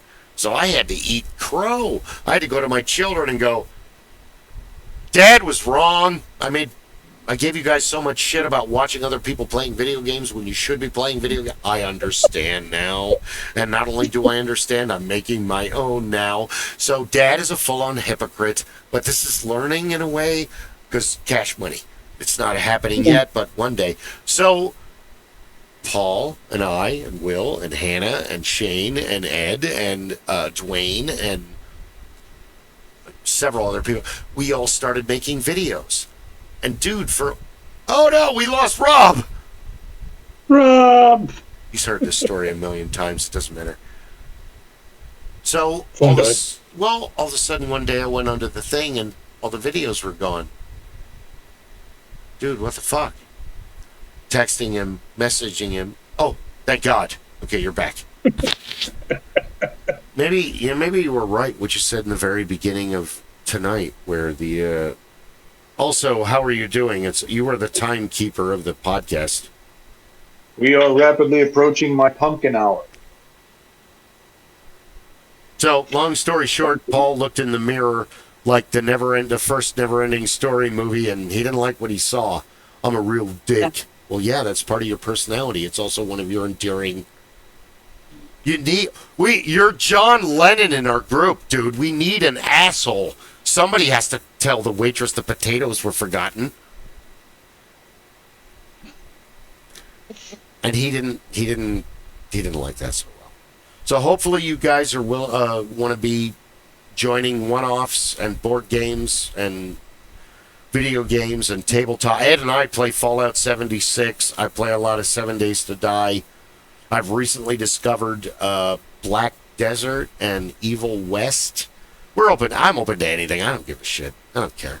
I don't want to play World of Warcraft because that costs each month, even though I played it in the past, obviously. He plays Rivals, Marvel Rivals. Marvel what? Marvel Rivals. It can't be the first-person superhero shooters. Only a few dudes I know only play one video game or only listen to one band. So good luck with that. I'm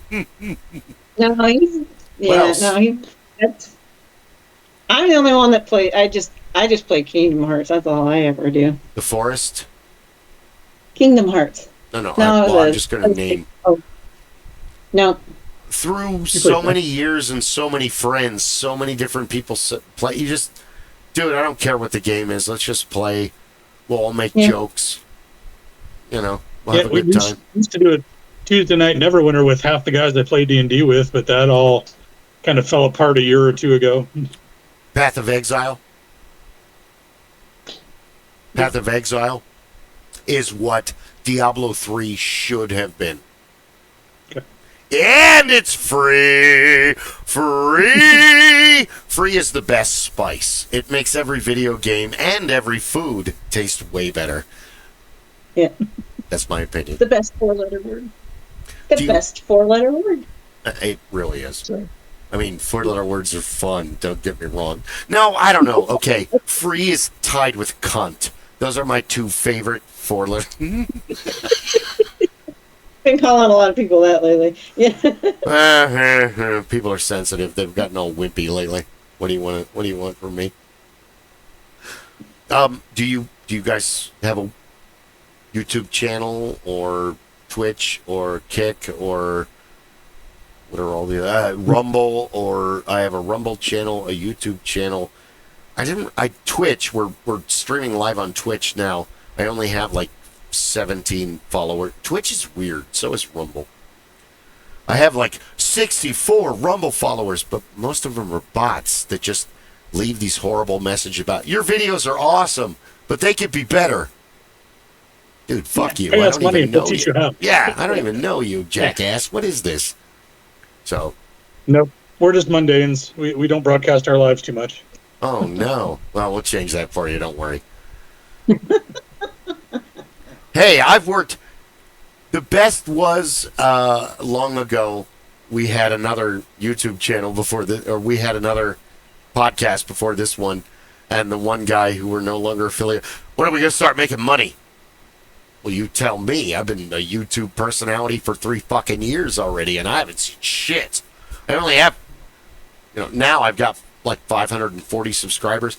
You don't start making money until over 1,000, and it's not like one day you wake up and here's a check for 50 grand. Yeah, it's not like that, dude. You gotta fucking work for it. And the problem is that you have to really be magnanimous in your networking of the, not just the genre you're in, but whatever cross-pollinates into other genres.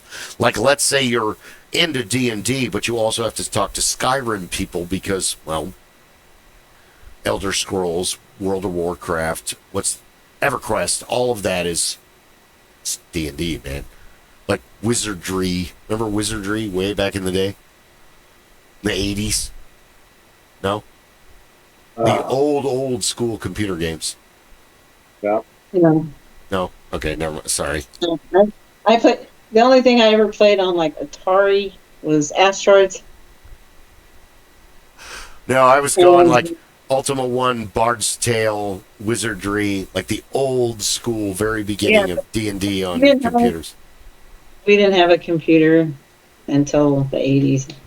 Oh, I had friends, and one of Ron and I's friends had a Apple IIe Plus. Oh yeah. Ooh. Oh yeah. Yeah. And Ultima 3 Exodus. It was the first video game where you had 4 little dudes. Oh, we're gonna have a fighter and a wizard and a cleric and a thief. No, I had to go hang at one of the friend's house because we didn't have a computer either, and I think Lode Runner was the first computer game I remember. Right on. There was Wasteland, and there was a Car Wars version of video games way back in the day. Well, we don't have to worry about that now. We got all of the best stuff. It's overwhelming now.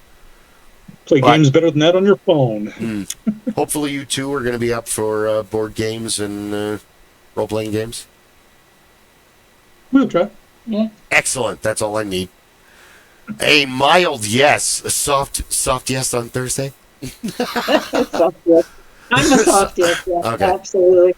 Yeah, I don't like complicated games. I'm a thorough. I mean, Villainous can be kind of complicated, but I'm a Soro Uno kind of person. Soro's a game that you put tiles down and then you move a little. No, that's okay. I'm both. I can have, on the dichotomy of role-playing games, Boot Hill is a cowboy game, and it's very simple. Go get the outlaw. Go stop the rustlers. Go get the rancher's daughter. Go kill the Indians. Go stop the miners. Go do whatever. And this is early TSR. Same thing with gangbusters. Go get the rum runners. Go stop the, Al Capone mafia types. Same thing with Gamma. Gamma World has survived. Do you guys watch Fallout 76? You know that the show exists, correct? Yeah. Yes. Gamma World, Fallout, and Half-Life, and I think in the late 80s it was called Wasteland. Same thing. Vault Dwellers, pure-strained humans. Scorched, mutated humans. There's animals that talk and stuff. Mutated animals, mutated it's the same thing. Star Frontiers is, Rob's probably ready to turn into a punk and I can't go into, but role-playing games have the dichotomy of we could play something simple and mindless and just play a game, or you can have a space future D&D, super campaign that's involved, and every week you're looking forward to it because I can't wait to find out who the fuck did that last weekend because I've been mad all week about whoever did this. So I prefer the campaign, but I'm not opposed to one-offs where we just play D&D and that's it. Sorry, I'm not really selling this, am I? She's bored. Okay. I'm doing something different. So, okay. Are you aware that your microphone kicks out every so often? Mine or his? Yes, yours, Bill. Shit. La, la, la, la, la, la, la, la. That I just turned it up too. That sucks. I'm sorry. It completely kicks out. You'll say like 10 words and we'll hear none of it. We see your mouth moving. Rob, make sure that's not our feed. Rob, do you confirm? I have you drop out a few times, but I'm used to it, so I have learned to read the beard. If it's waggling a lot, I'm not trying to embarrass you. I'm just saying that you may want to be aware of that. Live stream, I believe you, but when you guys go back and you watch it on either Hornswoggle the Great, my YouTube channel, or the Supreme Council channel, it's clean. Yeah.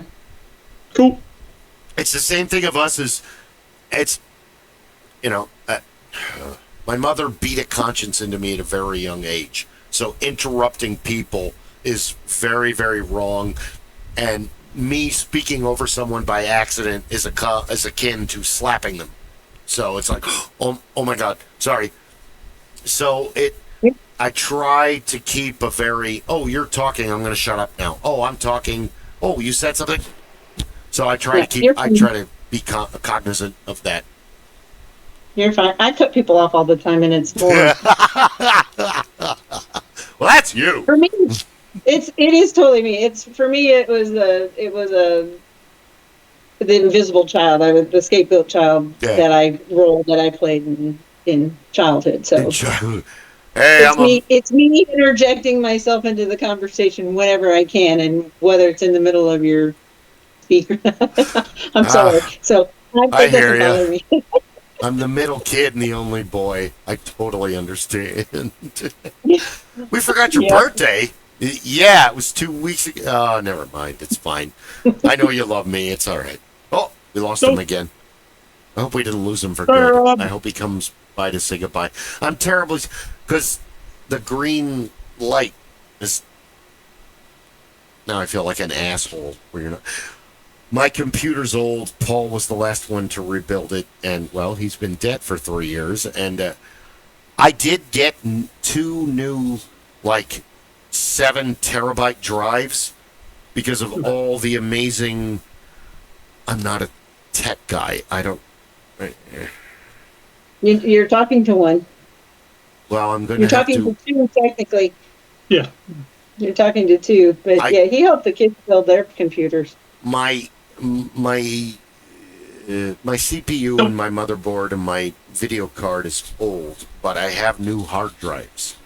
And I bought a 10 terabyte drive years ago, and it's already starting to deteriorate. I gave it to Ron, who, as you know, is a very qualified tech guy, but... Here, can you help me? I don't do this anymore. Please just do this for me. I don't do this anymore. Run, please. All right, I'll do it. So 2 weeks later, I got my computer back. That took forever, but it was free, so I really can't bitch. And he's amazing. So, okay, thanks. I don't want to do any more tech. So it's like, and Cox, fucking you in your own home. Have Cox in your house. I went to Cox and I'm like, hey, can I have a new router? I've had the same router since 2015. And the girl looked at me puzzled and then punched up all my shit and went, oh my, your router's really old. Yeah, here it is. Give me one of the new white ones. This is the old black one that nobody uses anymore. Yeah. So now, Rob, can you hear us? Yep. I know, it's 8:10 and we've been on for 3 hours and 13 minutes. Thank you very much for watching the Supreme Council of the Master Geeks Lodge, and subscribe, like and subscribe. Check out Body and Soul Candles. I am Hornswoggle the Great, Bill Kelly. Thank you guys very much for being our guest geeks. Hopefully you will return as council members whenever you can, every Monday, 5 o'clock Mountain Time, USA. You have anything you want to say? Or? No. I'm Chad. I'm Kathy. The double C's. We are. We have the same initials, except for our middle name. Christine's maiden name was Kane with a K, and my last name is Kelly. So she's like, "Oh my God, I'm so glad to change my initials on anything." Yeah, That's true. You don't. Yeah. Rob, I never got to ask you what cigar you smoked tonight. I never even got to do the days of the year. It's Make a Hat Day, Green Peace Day, Afro Day, National Cheese Toast Day, and National Double Cheeseburger Day. oh my God, Freddie's had this grilled cheese. It's a grilled cheese cheeseburger. It's a double cheeseburger. It's my favorite hamburger ever. Just sorry, Rob. Rob, the cigar? Tonight we had a nice Patregas, which a nice medium mild cigar. It was a very nice one, and it was a nice interlude for the evening. And for all of those who are listening, this is my St. Mary's week. So what that means is that I go down tomorrow and I volunteer at St. Mary's Food Bank, which is the oldest food bank in the United States. And if you are of a mind to put yourself out there and help others in your community, go down, put in a little bit of volunteer time and help out those who can use it. And you don't have to give a dime, you just have to give a couple of hours of yourself. Please go ahead and volunteer. Also, we had some very sad news from the Hot Rod Truck and Ranch, or Pete's Truck and Hot Rod Ranch. However, Malachi the Husky has been having medical issues, and he is all over my YouTube channel and this YouTube channel, and he hasn't been eating. He's been having a lot of issues. He's almost 10 years old, and they're going to let him pass on to the Rainbow Bridge. It's terribly sad. I'll go ahead and repost it because he's a wonderful dog. I'm going to miss him tremendously. This is absolutely heartbreaking, but he's in a lot of pain, and he stopped eating a while ago. Yep. Malachi was the first one to come up and greet me when I went out to the ranch. So he was a hello that came over, and he gave me that traditional husky greeting. Oh, yeah, he's turned around and said, "Scratch my butt." Hug me so I can lick your earlobes. That's our thing. So yeah, he's made me famous on the YouTube for thousands of views, and I'm gonna miss him dearly. I mean, the other three I love because the other two, Shiloh and Chino, are shepherds, but Sheba is a Belgian Malinois, so she's insane. So this is it's always tough on dogs when they lose a pack member because they don't understand why that pack member is not coming back. Same thing with cats. They just keep searching. And that's... What do you do? So I just wanted to... It's heartbreaking. I'm very sad about the whole thing. But it's, we're not made to last. It's... You got to celebrate every day because we have a limited time. Or my favorite thing forever, for every culture deals with death and every religion and all that stuff, but the one that I love the most and I repost on every time somebody dies is I'll try to get through it without crying. Life and death have been in love longer than humans have had words to describe it, and life gives death countless gifts, and death keeps them forever. And after losing my dad and Paul and Luther and so many others, that's the only thing that makes sense anymore. And it gives me hope because it's even being raised Catholic, it's always hard to swallow heaven and hell because that's not how the universe works. It's a giant recycling machine. Reincarnation makes way more sense. I'm sorry, I don't mean to get all, but Yeah, no. it's always sad when you lose somebody that's close to you or an animal, because they're family as well. They have feelings and thoughts and hopes and dreams, even though they're an animal. And I've got 8 cats, and a couple of them are getting closer to those years. My beloved Venus is now in the beginning stages of kidney failure, and she's 13 years old, and I've had her since she was about 5 weeks. So when I met her, she fit in my hand. Now she's a grumpy old lady. So it's always hard to say goodbye to all family members, whether they have scales or feathers or fur or skin. But Or skin conditions because they're a dragonborn. Problem. They went good with the Dragonborn and the Tabaxi in the last Dungeons and Dragons movie. And coming from the from the Jeremy Irons Dungeons and Dragons movie in, was it 99? 98? Yeah, around there. They've come a long way. And now I know that others were very good, but I've only seen that one and the recent one, because Ed, who's also in the council, was like, let's go see the movie. Oh, dude. And I went into it wanting to hate it, and I came out loving it. And I can't stand Michelle Rodriguez, but now I love her from that movie. Because you get tired. I only knew her from Fast and the Furious and Lost. Oh, God, you're the Hispanic badass bitch. Oh, yeah, that's unique. I haven't been working with you since I've been 15. Show me more. Yeah. Did you watch? So Did you watch all the seasons of Lost since you mentioned it? I got up because to I watched all of them for the last season. I got up watched to one for the last season. Which done. Sorry. I got up to the 3rd season and then. It got started getting weird.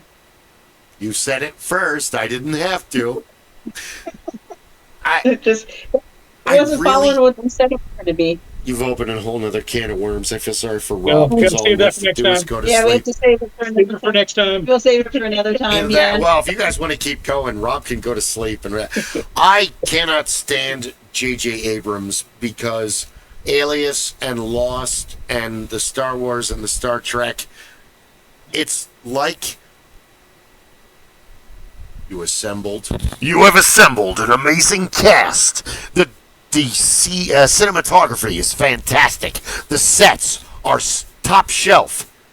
Yet you picked the worst fucking ending that ever could be thought about for any.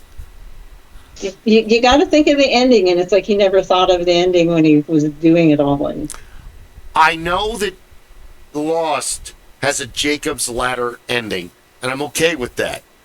But I cannot excuse how badly he fucked up Star Trek and Star Wars. And I know that a couple of my friends and I got into big arguments about it. And dude, I respect your opinion, but this is how I see it. I'm sorry that you don't agree, and I really respect your opinion that you don't agree with me, because I don't want everybody to agree with me. That would be fucking boring. Let's have debates. Let's have discussions. But the critical drinker who has his own YouTube, and the dude is fucking this Scottish guy who's fucking hysterical. He brought up a very valid point on how the original Star Trek and then the movies from modern day have completely changed the dynamic of Kirk, Spock, and now we've removed McCoy and substituted Uhura. yeah, and that's not. I'm okay. It's like, I don't know. It's weird because watching the old show, the original show, the banter, the meanness was always between McCoy and Spock. It was never between Kirk and Spock. It was always McCoy. Kirk would make a comment every once in a while, but not most of the time. It was McCoy and Spock. Yes. And they all talked in pause. Every single one of them. They give freaking Shatner a hard time. And they all did. Well, that's a whole nother discussion. It is. I still laugh at the episode, my youngest, and I still find it hilarious when the rock creatures. The Horta. Yeah, and Spock puts his hand on him and he just goes, pain! It's fucking brilliant. Right. That's actually one of the better episodes. All right. It is, but they give Shatner such a hard time of talking in that weird cadence, and I'm like, they all did it. Dude, yeah. Well, okay, you've got this series. Come up with something. We were just talking about this last weekend. Rob, you're not falling asleep, are you, Rob? I know we're way past. I'm sorry. But I'm going to go ahead and head out, you guys. You continue this debate because it's important. Those younger listeners who are not familiar with this need to be given this wonderful information. And in the meanwhile, Gretchen is yelling at me very loudly that my fat ass is supposed to be in bed where she can curl up. I'm not going to go get your dog. No way. She knows everything. I love you, dude. Thank you. I'm sorry. Rob is the timekeeper of the council. That's why this is weird. We're going. This is like you guys enjoy. This is have a good time. How do we close? How do I always close out? Yeah, okay. Go out there. Be good. If you can't be good, don't get caught. Thank you. Our podcast is more like a conversation out at fair around the campfire in the early 90s than it is an actual camp podcast. And even like friends are like, dude, this is just like hanging out with you in your backyard. Well, yeah, kind of. I don't pull any punches. I don't pretend to be something I'm not. I'm very low key, you know. Thanks, Rob. Go ahead.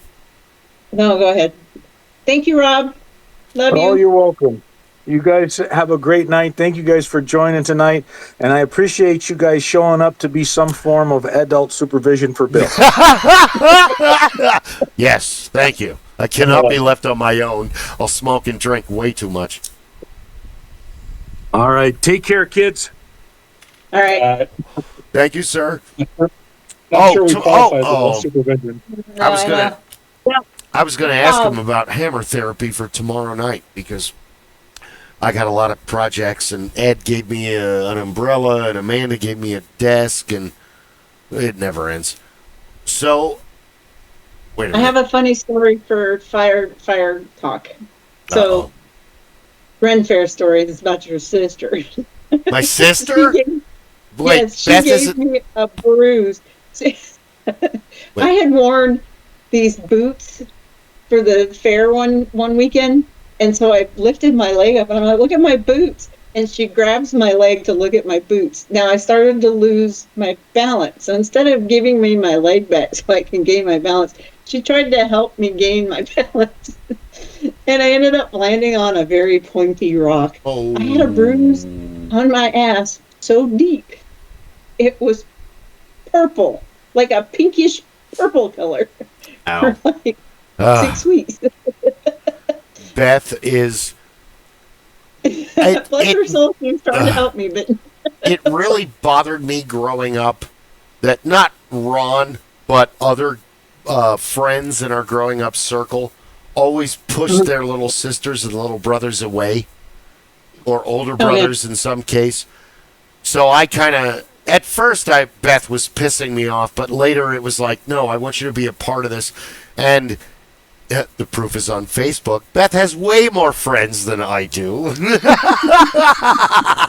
All of my friends are Beth's friends. Your sister's really hot. That's the last thing on the planet I want to hear. Ew. I watched her diapers get changed. That's not... Ew! I'm the older brother, remember? Yeah. Your sister's hot. I always just thought she was just the sweetest person. She's still a sweet person. I ran into her when we went to the fair. Oh God! Thank God. Good. She knew exactly who I was. But of course. Yeah. His sister is the one that works at the costume shop. Costume rental shop. The cart for Dad. She has purple hair now. Yeah, my sister is the assistant manager, and my ex-wife is the manager. She's down the hall. I rent her a room now. Well, yeah, Beth and Christine, I refuse. Okay. Relationships. But I could never be in a long-term relationship with a woman who wasn't best friends with my sister. So the first two, like Hannah's biological mother and the woman before her that I was in like serious relationships with for a long period of time, they were not friendly with Beth, where Beth and Christine were kind of like thick as thieves from the beginning. They immediately started this rapport and this friendship. So I was like, oh, thank God. Because I don't need you talking shit about my sister because this is going to end right now. You may think you're the queen of my life, but my sister is actually way more important than you are. And that may be hard for your ego, but that's the reality of now. Nobody comes higher than Beth. You don't understand. I don't think anybody wants an extra layer of bullshit in their relationships. Or getting mooed at from the dogs outside. You better let the dogs out. They're locked up. Dog door, and they're allowed to go in and out. And just hop out of this room and because they like to bark and make noise. No, I got Christine Mr. and Bear here. Oh. Christine and I actually had an intense discussion today about cats because I should post the pictures, but I have, they're not twins, but they're brother and sister from the same litter. So I call them the twins. They're both solid gray like Russian blues. Right. Sapphire and Steel, which is an old school science fiction show from the BBC back in the 70s, which stars David Callum and Joanna Lumley. So, Steel, behind his left ear, he had a large abrasion. So I had to knock on Christine's door early in the morning before she went to work. I felt like such an asshole. Hi, sorry, is this a we can fix this thing, or is this go to the vet thing? That's a go to a vet thing, and you shouldn't be letting them outside. And so we ended up putting a Neosporin on it, and he's fine. I say that now. He could be dead in the other room, but God, I hope not. But yeah, it's one of those. I don't mean to destroy your day, but just answer this question. Oh. No, licking. Stop licking. But it's time to go to bed. This is actually, I think it was Raven that was. We got Raven in here. Raven. She doesn't. She gets weird. Under the bed. She gets weird about the camera. Oh. Come here, baby girl. Oh. How does our German Shepherd? Well, this is the real German Shepherd. She is like 24% German Shepherd, but looks Dobie. Doesn't she look like Dobie? Kind of. She has Dobie characteristics, but yeah, that's definitely a shepherd. Or does she dig? Is she a Belgian Malinois? No, we did the wisdom panel. Really? You can't see her. Yeah, we did wisdom panel. No, I can see her. And she was more German Shepherd. Of course, this one's German Shepherd. The big fuzzy. I absolutely. Go ahead. Sorry. No, you're fine. The golden retriever one surprised us the most because of his comes. Tank is not coming out here. He's a pit bull boxer mix, and he's like a fawn color. He's tan, but he's got a real hint of red on the end of his tail. What you doing? Huh? Red fawn. Yeah. Hi. And he's just this. He's 12. He'll be 13 in January, and he is my baby. And he's got that poor thing that the boxers get when their gums overgrow. Oh yeah. We got it removed once, but he's now 12. I can't get it removed again. So without risking. My parents had 2 red fawn boxers, and they bred the female. But Lacey only had 1 litter, and then, there were complications after that. Uh-huh. But I'm amazed how smart boxers are. It was amazing how intelligent they really are. Also, poodles. Poodles are great if you don't let them become a cushion-riding old lady dog. If you just treat them like a normal dog, they're just a normal dog. Tank! Tank's my baby. Tank is so chill. I forgot he was in the car a couple times. Times when we were taking him. Well, he's 13. Don't make him. Not in the summer, thank God. But I don't usually take him too many places in the summer. But like in the winter, I'm like, "Where's Tank?" in the house, going, "Where's Tank?" And, I absolutely love dogs, but then there is the bitch kitty. There are 8 cats that live here. This is my tortie filled with tortitude. Can't really see her because she's mostly black and only a little bit gray. But, don't bite me. So, yeah. See if I can get him. I have 3 two-tone, 1 tortie, 1 tabby, 3 solid grays. Yeah, that's 8. And, let's... I think... One more time? She's bringing in dog number 4. No, poor guy. If he's old, leave him alone. Let him rest. Come here. Well, he's actually pretty spry, but he's definitely slowed down. Hi, baby. Oh. Want to see his white face? Oh. He's gorgeous. You can see the overgrown. You know, Beth became a vet tech, and she's got a shit ton of dogs and a hedgehog and a lizard and all the other... We've always had animals, though. We always had lizards and birds and rabbits and guinea pigs and... Bear, stop it. I had iguanas for the longest time, and then... Here's how it happened. This is how it happened with cats. Cats have been following me my whole life, and I've been chasing them away. And then I had fish after my iguanas died. All right, I have a 45-gallon tank in the living room because in high school, my chemistry teacher said, "Oh, I have a 55-gallon tank in my living room right next to my living room television. So that way, if my wife wants to watch a show that I don't want to watch, I watch my fish." Oh, there you go. Mr. Smith, this is the most brilliant thing I've ever heard. So I had a 45-gallon tank in my living room next to my... And then Beth was like, "I found your cat." What are you talking about? "I found you the ultimate cat." What? No more pets. I've just got the fish. No more. No. I don't want a dog. I don't want cats. Christine's not gonna. No. I talked to Christine, and I want to be the greatest aunt on the planet. And the greatest aunt on the planet gets her niece's pet or cats. Wait a minute. You're not bringing a fucking cat into my house. I know what kind of cat you want, and I've spent 2 years looking for the perfect cat.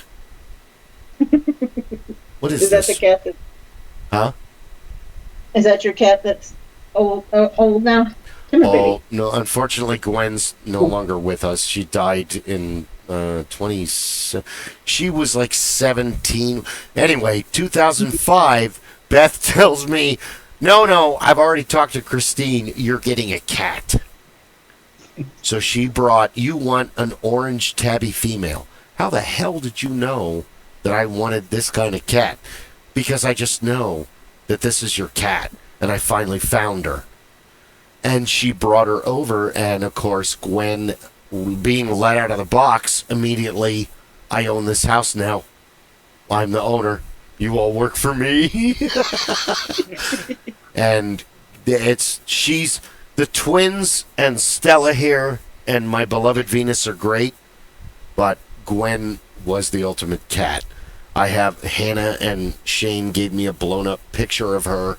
It's on the wall in my hallway, and I didn't know I was a cat person because we never spent a lot of time. It was the only animal that we didn't raise. Right. cats were alien to me. I didn't know anything about them. But, you know, I really kind of respect and can sync up with their lifestyle. 4 hours napping, 4 hours active, 4 hours napping, 4 hours active, 4 hours napping. And it was sad, too, because the twins, they're not twins, they're litter mates. The twins are 6 now, but when they were brand new, all of a sudden, one day, my oldest child came to my house. Hi, how you doing? Why are you here? Well, I just wanted to stop by and check on you and see how you were doing. And we're having a whole conversation. It's like, why don't you come in? Wait a minute. You have a bag, and it's got eyes that are staring at me. What is this? Well, you've been very sad about us having... Gwen had lymphoma. Oh. So we had to put her down. But she was 17 years old. So she lived a full life. Right. It was a tearful moment, but it was also kind of a reunion because Christine and I weren't talking at that time. I kind of wanted... We're friends now, but at the time I kind of wanted to smash a chair in her face because, well, divorce. So... Gwen's death kind of brought everybody back together, and then that whole, oh my God, I haven't been paying attention, and you've been suffering this whole time, and I haven't taken you to the vet, and this is all my fault. And not that you can stop it, but I could have made you a whole lot more comfortable, you know. So there's the survival guilt, even though it's a pet, it's still your child. She sleeps in my bed every night, you know. So Hannah brought me the kittens, and they kind of moved in and took over. And then Stella here later, Hannah's like, I have a friend, and it's a cat, and the cat is an outside cat, and the cat comes with the house when you rent the house. But the next renters have dogs that eat cats. So... do you think you could... Oh, my God, another fucking cat. Oh, you know what? All right, bring her over. And I was worried because Stella here is a medium-hair tortie. Torties are notoriously bitchy and filled with attitude. Mm-hmm. She and the twins became the Three Stooges. She's Mo. This is Mo and Larry and Curly. So, it worked out. It doesn't always work out. I have the other one that it didn't work out, and he's still here. But because he's FIV positive, no shelter will take him. And, well, we'll kill him for you. What's the point of fucking killing him from saving him? Yeah. There's got to be a shelter. There's these 5. Oh, we're full. Oh, we're full. Oh, we're full. Oh, we're full. But the saddest thing is, I got the twins as kittens, and I had work from home jobs for like 4 years. So all of a sudden I got an in-office job. So every morning I was like, where are you going? Why are you getting, what are you doing? Lee, why are you grabbing keys? Oh, thank God you're back. You know, oh, sorry guys. Yeah, I gotta, well, you know, pay for the roof over our head. So that was sad and enduring because it's like, yeah, I mean something. Jesus Christ. All ours are rescues. All ours are rescues. Good. We got all of these are rescues. Yeah, Freya is a rescue. My niece found her in California, and then they kept her in a kennel. Oh. And then they couldn't handle her. She was, months old. She wasn't quite a year old yet. And she, they couldn't handle her, her energy, because when you pin up a German Shepherd and then let them out, they're a little bit of an energizer bunny. This dog's nuts. So, we've had it in a kennel for 9 hours. Yeah. Yeah.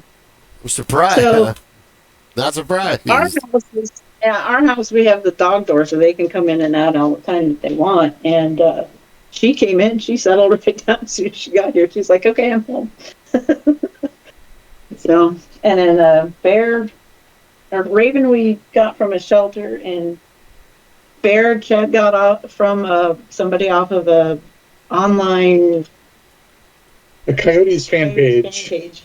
I don't know how much if you followed Coyotes. There was a guy that, as the new owner took over, they were throwing stuff away, and they almost threw out Shane Doan's banner. And there was a guy that was a big fan that had been in the arena and happened to look over and see Shane Doan's or their what was it, their conference banner laying on top of the garbage for the Coyotes. They didn't keep it for the new team, for the new owner. Nobody kept track of it. Nice. Well, this guy, like a couple of years go by, and it gets noted that he saved it, and Shane Doan and him meet up and won it back. Long story short, same guy also found 3 puppies that got abandoned in a park the 5th of July, and they looked like they may have been a little young. They weren't quite 8 weeks, but he went on the Coyotes daily podcast thing that we were watching for PHNX Sports, and said, "Hey, can you guys share this? I want to make sure that we get good homes for these puppies." Yeah. And so we reached out to him, and we got one of the puppies. The other 2, it's funny. He's the one that looks. We never guessed him to be lab, but his 2 sibling dogs, it was a male and a female, were both like a feathery tan looking, almost not Malamute. What was it? Mastiff. They looked Mastiff, and they had black snouts. Right. And I was hoping it was a lab Mastiff. That would have been, to me, that was like, oh, that'd be an awesome dog. Oh yeah. And no. Once he grew up a little bit more, we got his DNA done. We're like, oh, you're all golden. Oh my gosh. Man. He's so golden. His attitude is totally golden. There's nothing wrong with golden retrievers. Not at all. He's got a bit of a husky in him too, so he's always going to have the last word. Oh, he does. Oh my God! Shut up. Yeah. Can I speak? That's awesome. Oh. What? His what? Funniest habit, but worst habit, is he likes to squeak his toy at the most inconvenient time. So he'll just be walking around the house going, squeaky, squeaky, squeaky. Sometimes he talks back to it, so he'll squeak it a bunch of times, and then he'll back at it. That's awesome. Hey, they're all outside. I've been out there at the ranch, and Sheba is the Belgian Malinois, and all she wants to do 24/7 is play fetch. Yeah. And eventually, one of the balls will go under the pallet, and she will literally eat the pallet to get to the ball. She has filed all of her teeth. It's disturbing. And if they can't get a ball, they'll bring you a tire from a bicycle or a motorcycle. There's so many. Oh, go ahead. No, he'll play fetch.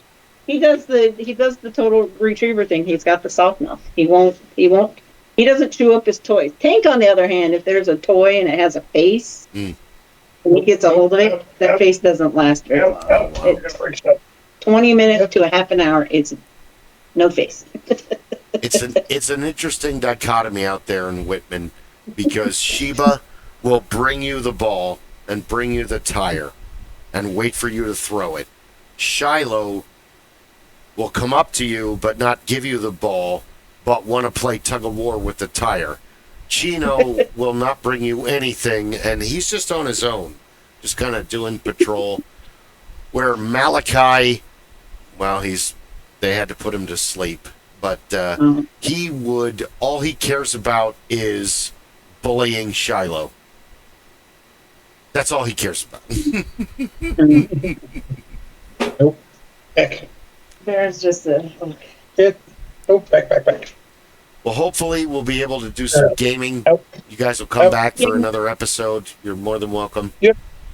Do you have any more shout-outs? We'll probably have to end it here. I'm getting tired. I've been up since 2:30. So. No, we're good. I do need to... He has a... Tell Ron definite thanks. I've shared all the knowledge he passed on to me.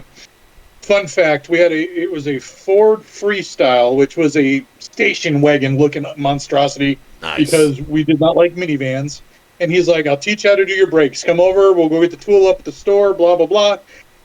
This car was made with Volvo parts, and it took us an extra hour and a half to figure out that the screw inside the rotor backed out in the wrong direction because it was European. Oh, okay. Once we figured that out, we were able to kind of make things twist half a thing, tighten the clamp, twist again, tighten the clamp. It went slowly, but we at least got a pattern going.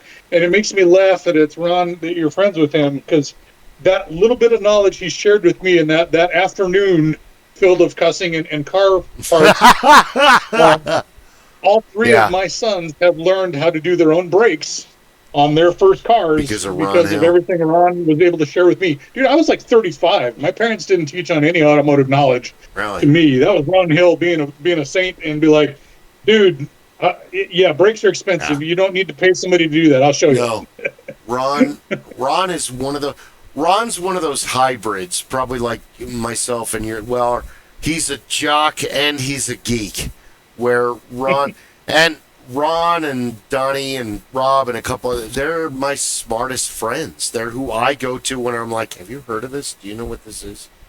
So it's not surprising that he was able to share share his infinite knowledge, because he's Ron Hill is usually one step ahead of me. There, I said it since 8 years old, but in a good way, not in a bad way. It's all come full circle because now I have an old 2004 Volvo in my front yard that I have to go do the front brakes on soon. And the guy at the parts store was like, well, those back out the other direction. Yes, actually I do. Let me tell you a tale. Thank you so much, guys. Thanks for having us. Thank you. Sorry we kept you up. No. It's almost 9. 9:30 is about my bedtime, so we're good. But thank you. You're telling me it's time for bed too. Yep. The dogs probably want you. My cats do that, where they kind of walk up and they put the claws in. You're like, all right, we'll go to bed. Jesus. Cool. Good talking to you, Bill. Thank you. It's good talking to you. Good seeing you. Yeah, good seeing you again. And thank you, dear viewers at home. Like and subscribe. You could have watched anybody, but you decided to watch us. Thank you very much. We'll be back next Monday, 5 p.m. Mountain Time. We'll do it. Rob Marsden is talking about doing a role-playing, maybe a one-off, maybe a campaign on Saturday. So I have to organize all of that. And if you guys are interested in it, let me know. Possibly. We can always start our own. The problem is Ron and Rob and Guy and Chris and Rob and I were like, no one jumped up to DM. For me personally, I'm so burned out on DMing. I've had to DM for so long. I don't want to do it. I just want to... Oh, excuse me. I just want to play and not know what's in the next room. Is that true? Is that too much to ask? That makes sense. Yeah, our GM's been the guy for like 30 years, so when he needs a week off, we got one backup. Yeah. You can't... complicated. Yeah. Well, you get tired of it. You're like, okay, roll. And if you get burned out, then that sets the tone of the game. It's not going to be as exciting. You can't give a Matt Mercer performance if you're like, what week are we on? Where are we? Does anybody remember? Do you remember? John, do you remember? Steve, Phil, Bob, do you remember? We've been trying to wrap up our 10th, our current other Friday is at 10th level. We've been trying to wrap that session for 2 months, and we still can't get everybody together to have a final episode. And it's my on-call week, so it may happen again. So, have you guys YouTube that, or is that just private to your own? Oh, okay. We just do that ourselves and on Discord when we can't meet in. Well, we do it on Discord either way for the guy that's out of state, but if we do it in person, we'll be over to Buddy's house. No. when we were playing with Paul, and hopefully in the future, we have Will. Well, he's in Washington. Donnie is in California. So we're not going to all be able, because that was DM, not Rob the Blacksmith, but DM Rob, that was his first question, was do you guys want to do this in person or via Discord? It's like, well, yes, because some of the people are going to be here in person, and some of the people are going to be on Discord. We'd be better on Discord. Trust me, I know what I'm doing. Yeah, you do.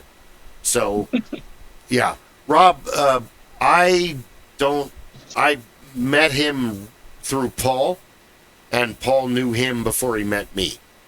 And then Rob and Rob have known each other, so it's going to be awesome. All of it's going to be awesome. This is going to be good. All right. I'm sorry. I'm babbling. Absolutely. Anytime. You guys have a great night. Thank you for watching. And sorry, let your dogs out. I will let you go. Thanks. Thanks. Night. Good night. Have a wonderful evening. Thank you.